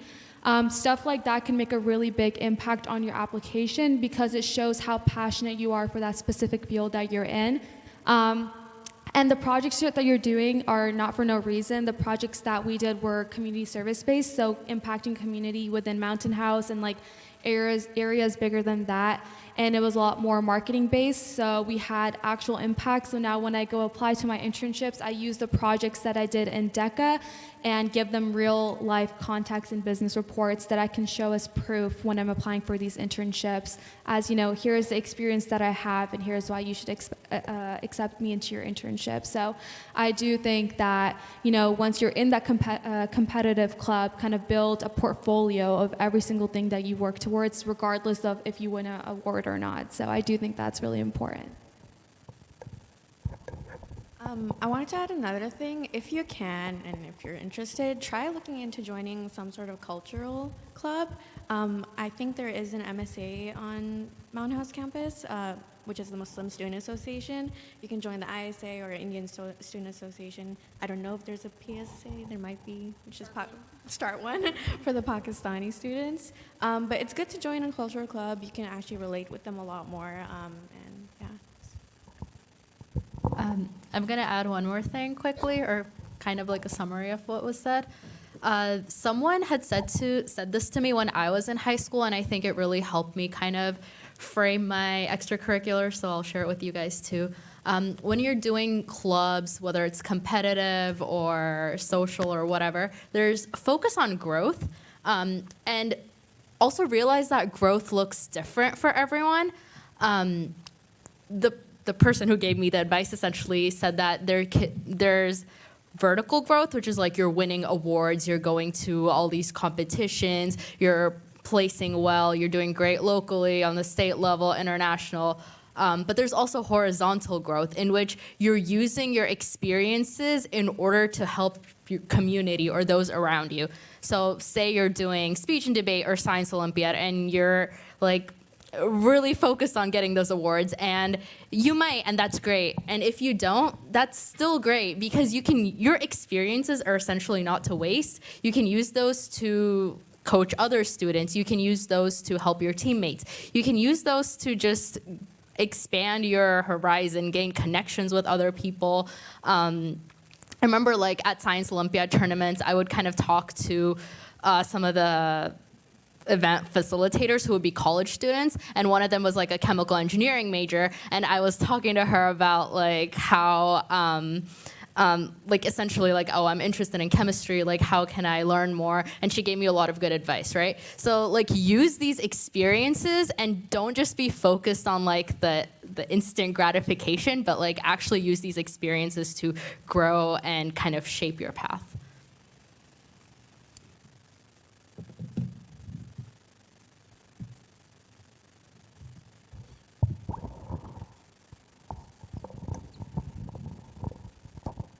So for community service, I want to talk about something which I did back in middle school, actually, which led all the way up to high school. Who here knows about California Junior Scholarship Federation? CJSF. Okay, I got one, two, three hands.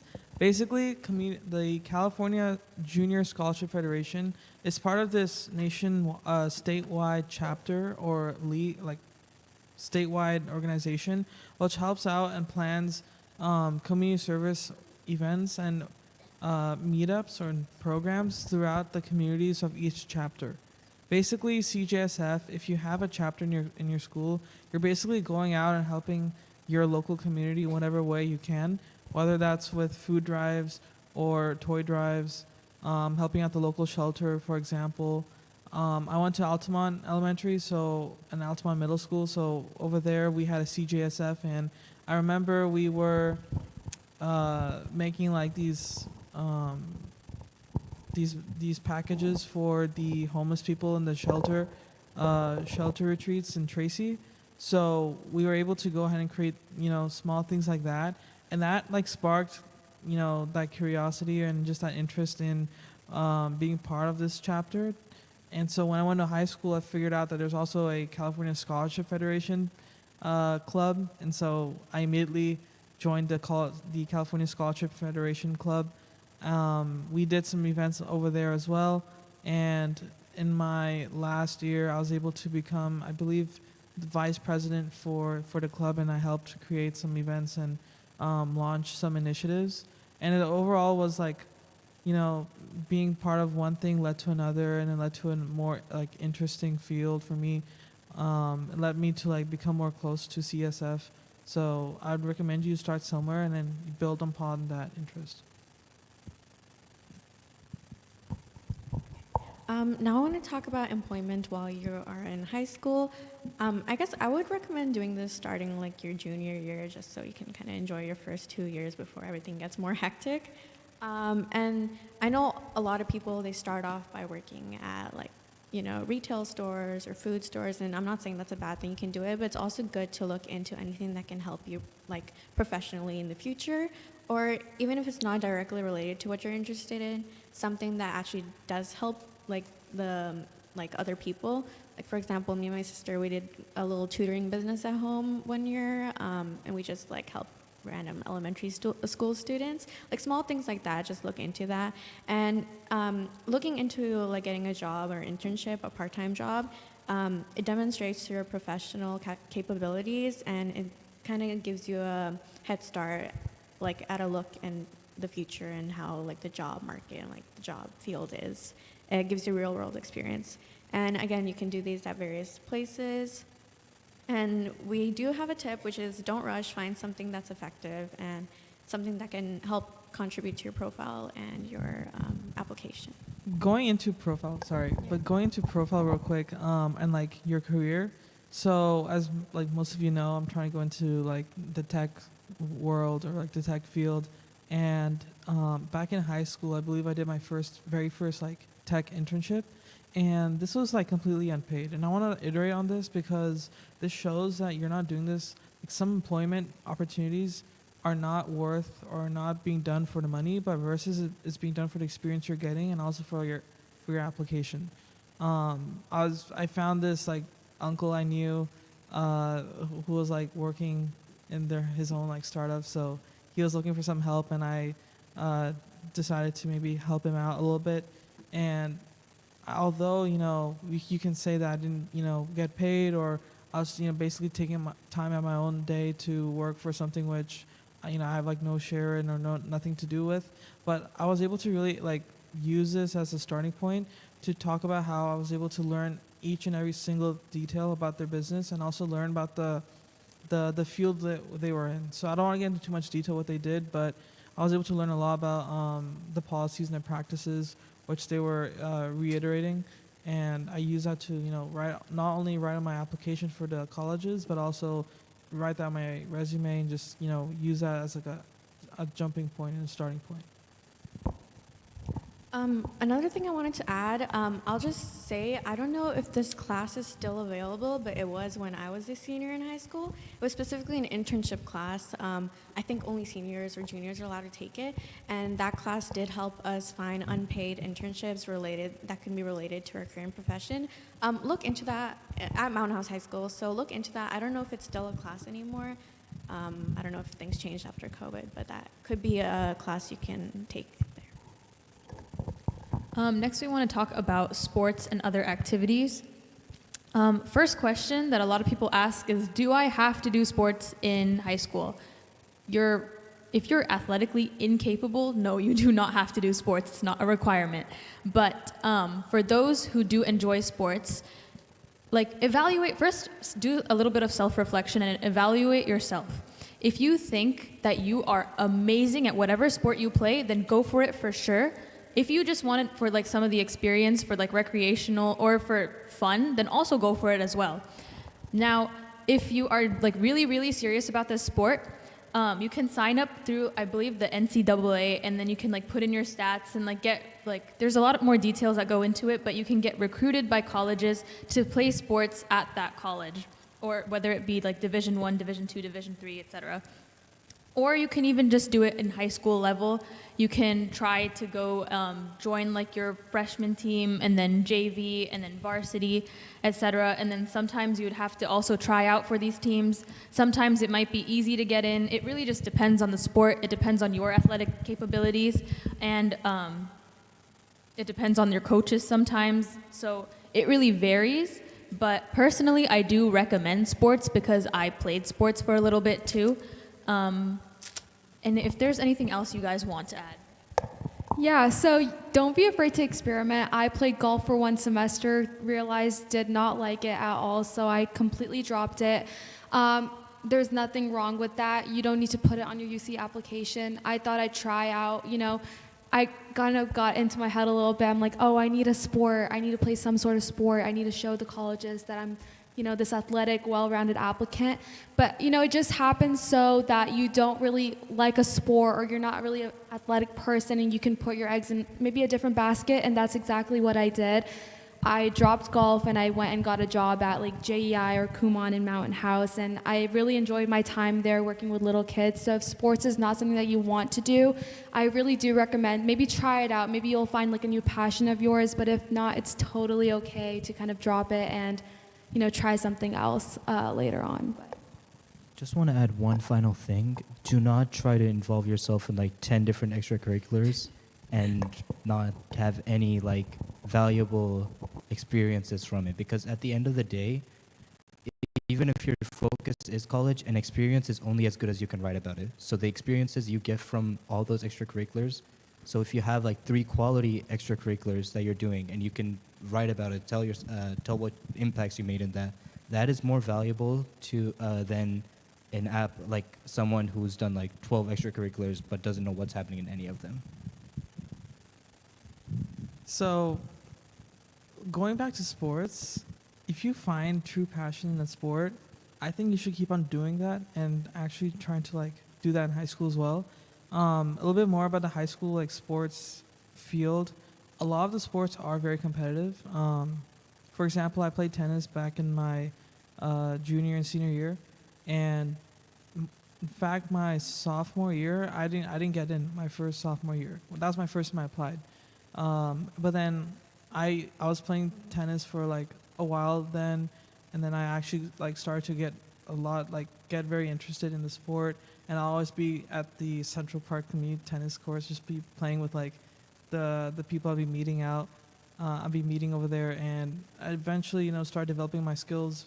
But the thing is, if you really, you know, want to pursue a sport, you have to put the time outside of it, but also just like keep on making sure that you're motivated to try out one sport.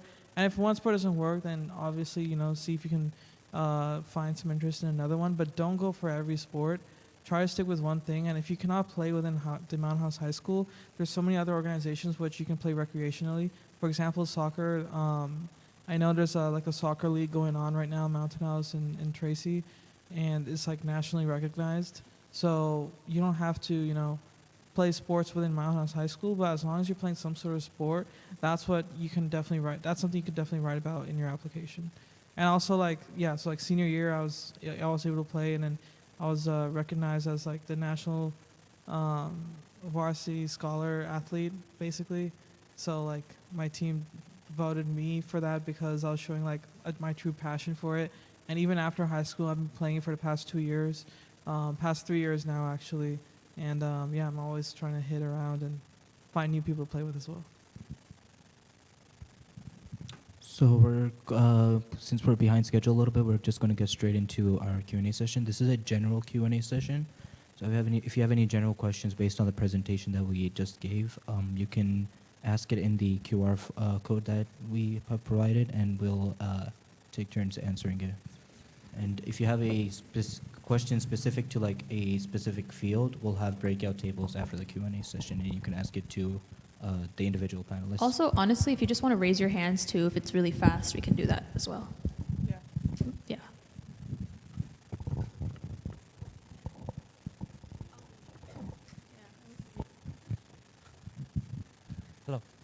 Thanks for the wonderful slide. Is it working? Okay. So we had a slide on mentioning about year 0, year 1, year 2, right? When you say year 0, which year is it? Is it like freshman year or is it, which year is that? Because that's I'm foundation for us assuming to build you're our referring to this knowledge. one. Yeah. So this is specific for the community college route. When I say year 0, this is when you've finished high school and you're going to start community college.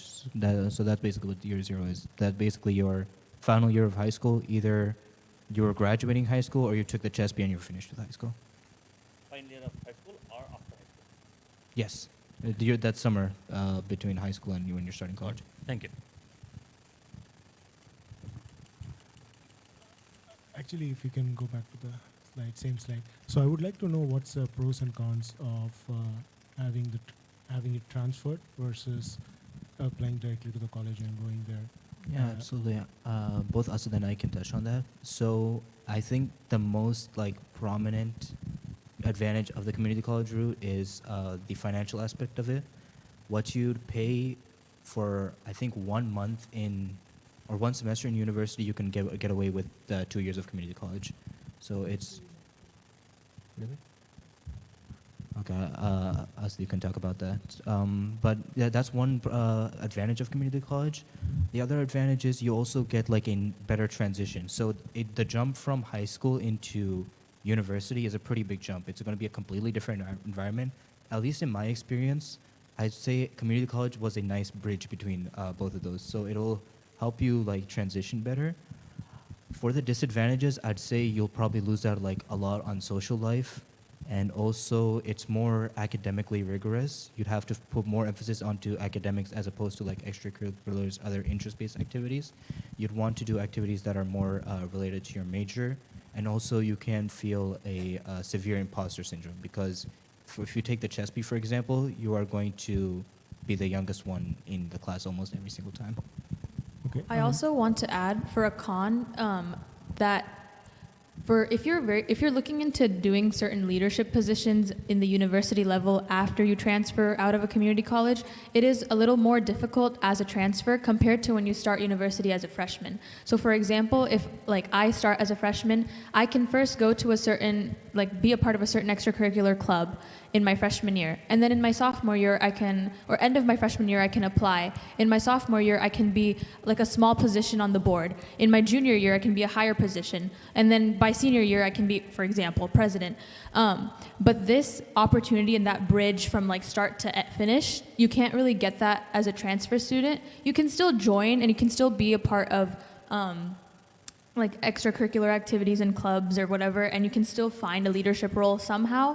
It is just a little more difficult, I will say, and it depends per person, it depends per field, etc. Yeah.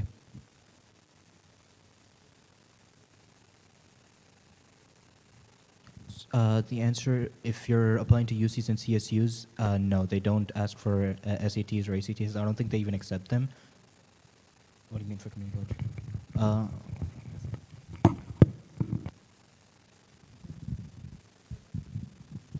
Yeah, are you saying is SAT/ACT required for community college? They do not look at SAT or ACT. In fact, community college applications.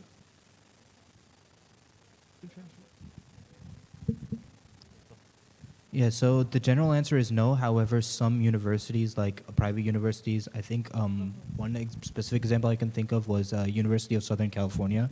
These private universities, sometimes they ask for them. However, like we mentioned in the standardized testing section, a lot of colleges are moving away from the standardized tests. So going forward, you're probably not going to need them, but it's a good idea to have them if you plan on taking it.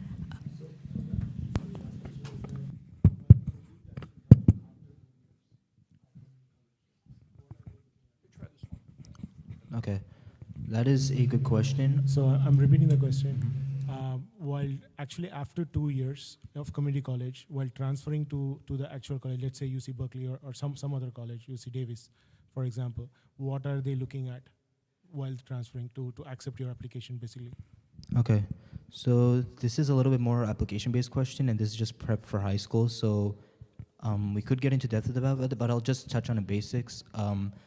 In high school, they're looking at a holistic approach. They're looking at both academics, extracurriculars, your standardized tests, what you did, what impacts you've made, and all that. So it's a more holistic approach. In the transfer route, it's going to be like a lot more academic. So they're going to look at what courses you took, how many courses you finished. So each university is going to have like a list of courses you need to finish. That's going to that they want for you to finish before you get into the university. So they're going to look at how many of those you finished, what grades you got in them, and also for extracurriculars, they're going to look more specifically at what extracurriculars you did in your specific field of study. Just to add on to that, so again, like we've been saying, in the past few years and even this year, the UC and CSU requirements when it comes to standardized tests has been changing very consistently from when we applied to college to this year to next year. So again, it's really going to depend. It might change in a couple of years when you kids are applying as well. So it's always good to just keep updated on the requirements. One thing for sure, though, is when you're applying to private schools such as Stanford or Ivy League, private schools have a complete different thing over here where they may require these standardized tests because it is, again, a little more competitive than the UC and CSU system. And also, if you're looking into out-of-state colleges as well that are not even private, but those are public, they also may have different requirements because, again, California specifically is very, very different compared to other schools. Our state likes to do things differently. So, just want to add that. Okay. Building on his question, do you have to complete sophomore year and then only start the community college, or you can start your community college before completing your high school? So I want to ask you, are you trying to ask, can we do the CHESP or the HiSET exam right after sophomore year, or? I don't know these things, so Okay. I'm new to this country, so. Yeah, so we'll say you're trying to do dual enrollment, and dual enrollment is basically where you're taking community college classes with high school, and there's no, I believe you have to be like 16 years or older. So as long as you're 16 years or older, you can go ahead and take community college classes, no matter what your grade is, as long as you're 16 years or older. But if your question is if you can graduate earlier than 10th grade, the answer is no. After 10th grade, you can go to community college. Yeah. Only after 10th grade, you can just drop out of high school and then go to community college.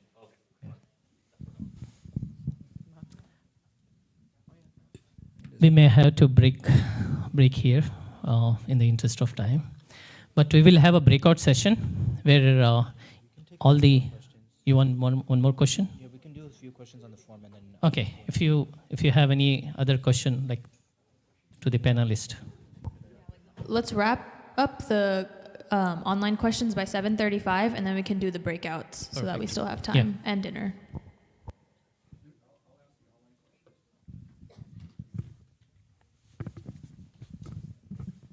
So there's 4 online questions. Oh, actually 8 now.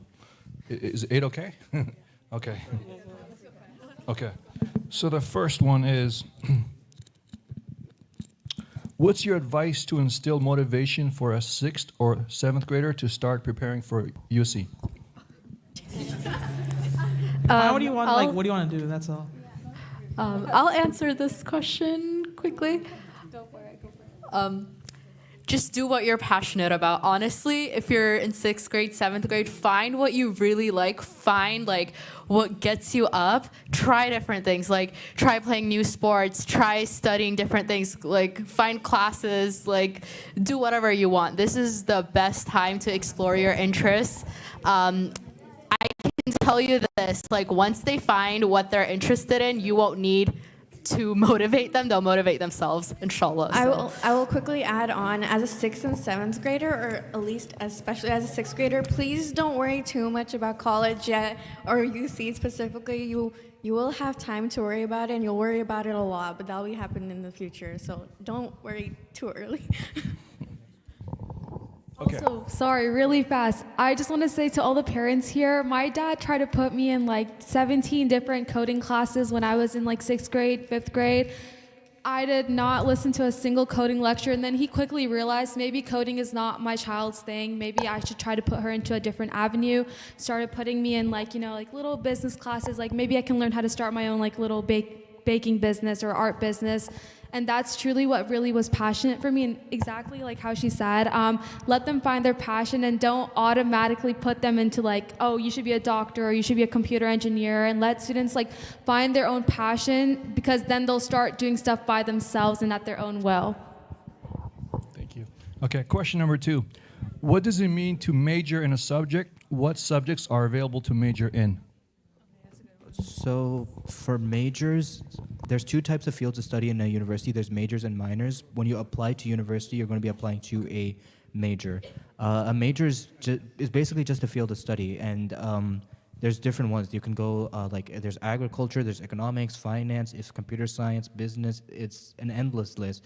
And if you want to look into specific majors, my suggestion would be go to each university's website and see what majors they offer, because it's not a universal thing. Each university has their own programs and each their own specialties. Also, I want to note that if there's like a certain field of study that you're interested in, there are majors that could help with that field of study, but they are not always required. There's no like required major to be a doctor, for example. There's no required major to be well, actually for engineering there is, but you have to be an engineering major for that.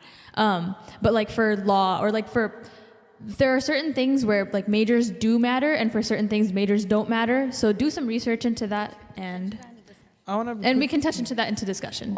My major right now at UC Berkeley is not computer science, but I'm still going for the jobs computer science majors are applying for. My major is statistics and data science, and nowhere am I saying am I doing computer science. So that's just a testament towards where you don't need to be in that major for you to be applicable for that field or that career, as long as you have the skills, experience, and basically skills and experience. At least in the tech world, like if you have those 2, you're set to go. Okay, question number 3. What kind of internships can contribute towards high school credits? I don't think actually there's we can do a job to get credit, right? Wait, are you talking about the internship class that I was talking about? Okay, the internship class wasn't too many credits since it was a senior year class. I'm pretty sure it was only 2 credits. It does give credits, but not like the usual 4 credits, right? Yeah. There's no like, it's not like doing an internship outside of school gives you credit for high school or anything like that either. So if that was someone's question from here, like let us know and we can give you more details. Okay, yeah. No. But one thing is, after you go to a university, some universities do give you credit for internships in that specific field, but I don't think it's for high school. Okay, next question. Do you need extracurricular activities like clubs, etc., for transfer programs too? If so, are there any clubs at LPC, Las Positas College? So do we need extracurriculars to apply to CC or to go from CC to a university? Yeah. I think that's one thing which stood out my applications, where I was able to like not only get internships from my high school, but like also do like work and experience throughout my community college career. It's definitely helpful, and it's definitely something which I would recommend you doing. Getting internship experience, I believe, should not be something which you should wait for until you get into university. It should be something which you should be looking for, like, even when you're in high school. And community college is no exception for that. It's definitely going to help out. And I know there's a common myth where students say that they're in community college and they're not supposed to be looking, or no one's hiring them. But I'm here to say that you can, as long as you're looking at the right connections, and as long as you're taking your foot out over there and you're putting your foot in the door towards trying to find those jobs, you'll definitely find those small jobs. Might not be like a big tech job or internship, but it's something small which really counts, because it's all about, like Otto was saying, it's all about the way you talk about your experience, and that's how well your experience really is. So as long as you can find something which you can talk about, I think that's a very good internship. It doesn't matter about name, but more so what you got out of it. Got it. Okay, next question. Can you explain a little bit more about IGETC? Okay, so IGETC.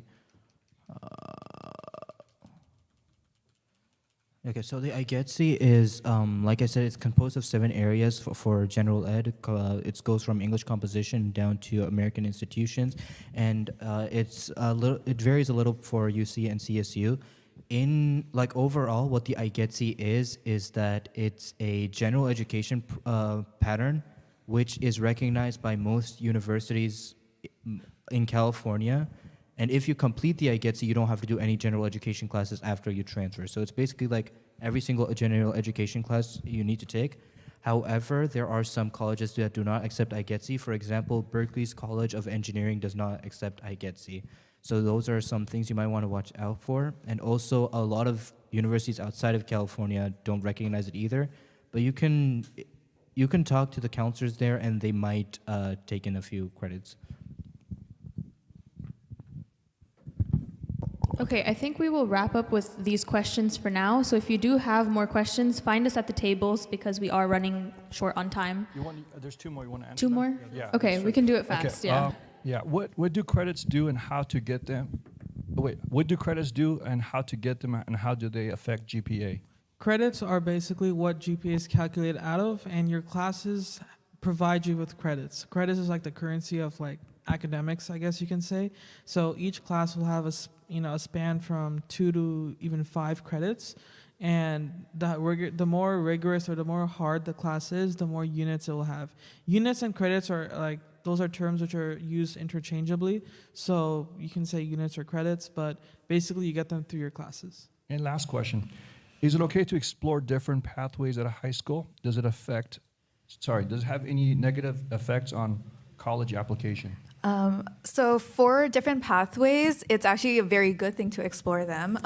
One thing specifically that MHHS does is it has the CTE pathways. So that's the biomedical science pathway, business and finance, computer science, culinary, digital arts, engineering, media arts. And one thing I like about MHHS is that it's a little insight into what a major is, because you're basically going to be taking some specific classes just for that. For example, when I did the biomedical science pathway, I took like around 3 to 4 classes that were specifically for biomed, and you build onto that. So for example, in 11th grade, you're only allowed to take that biomed class if you've taken the previous classes. But it's not a bad thing to explore different ones. For example, I've had a couple of friends who were in the biomed pathway for 2 years or 1.5 years, and the next semester they decided to completely switch and go into computer science, and now she's a computer science major. It's a very good thing to explore these pathways. It's honestly the only way you're gonna know what you want to do. So it's also, make sure to kind of explore each pathway, kind of know what each thing is offering you. And again, you can take a class freshman year in one pathway and take it in another pathway as well, see what you like, and then you go on from there. And that was the last question online. Any in-person questions? You can hear you. Yeah.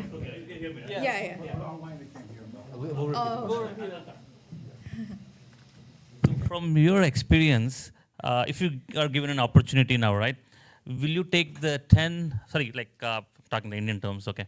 So after your senior, will you be going to the community college, or will you be completing your high school and then go to the college? Which option is best from your opinion? It's subjective. I'll speak from my experience. And please don't take this advice from me. For me, high school was a complete waste of time. So that's why I chose the transfer route. I preferred on working on like more academically challenging myself. So that's why I took the transfer route. And also the other pros were that I was saving a lot of time, and I was also saving time and money. So I skipped 2 years of high school. I'm going to be graduating a year earlier compared to my classmates.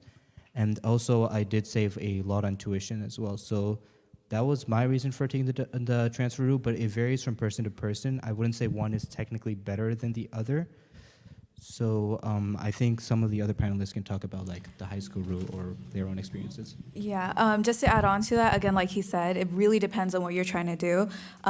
For me personally, being pre-med, I knew that to go into the pre-health field or the health sciences, dedication in one specific extracurricular that you're in throughout multiple years is very important when you're applying to medical school or PA school, nursing school, whatever. So I kind of had that idea early on, and I knew that going to university for me made a little more sense straight out of high school rather than the community college path, because I knew that I would be able to join a club, start a club from freshman year, and kind of stay in that throughout the 4 years. Because again, with the health sciences, it's a very different thing that they need to see that you've been dedicated in something for 4 to like even 6, 7 years, because again, the health field is going to be a very long path later on after college. So they need to know that you're dedicated to something for multiple years at a time. But like Adil said, that it really depends on your major, because for some majors in some fields, community college could be the better way to go, especially when it comes to finances. I will really quickly add, I feel like in high school I had like a dream school set for me, UC Berkeley or nothing, and I don't think that's like the mindset you guys should go about it. But if it is UC Berkeley has one of the best business programs, so that's what my eyes were set on. So if I had to do it all over again, like if you get into your dream school, go to your dream school. But if you don't, community college is always there as like a good chance for you to try again. And so I would say, if you don't get in and that's somewhere that you really want to go, I would explore the community college route, and I would save that extra money on tuition and wouldn't take it as a bad sign for me at all. So I think everything has second chances, and if we all were given a second chance, I think you would go for it at the end of the day. Yeah. Yeah, Actually- if you don't get into your dream school, that's just my perspective on it. Like Ramin's saying, I actually applied. Yeah.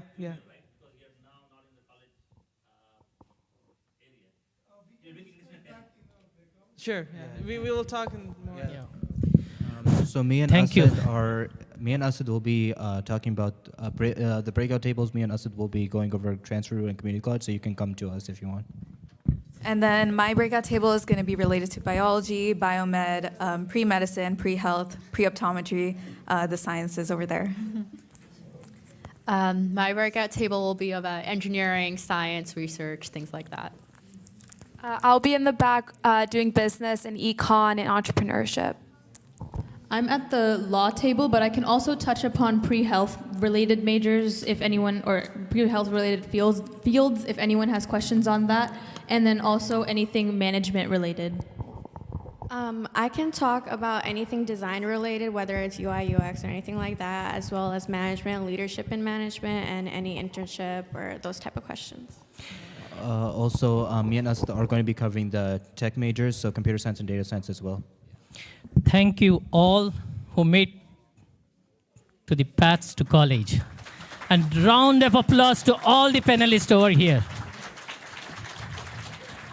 I hope it was very informative. The content here shared by this panelist is for information. You have to use this content at your own discretion.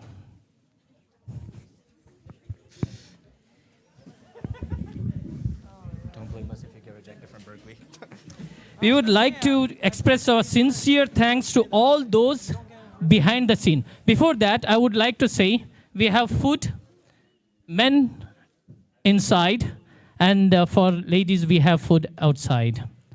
So, yeah, you can eat and ask the questions on the table. We don't get food. Thank you, guys. Thank you. I really appreciate it. Great job.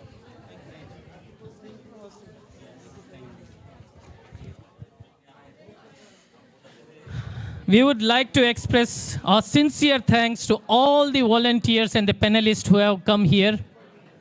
We have Adil, Asad, Ruksar, Abida, Safia, Ramin, and Sameh.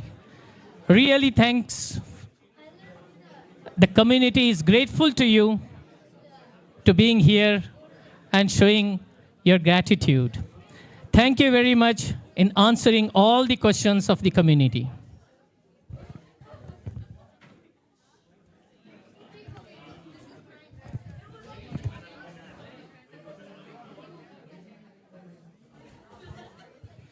We would like to express our sincere thanks to all those behind the scene. It's very important here.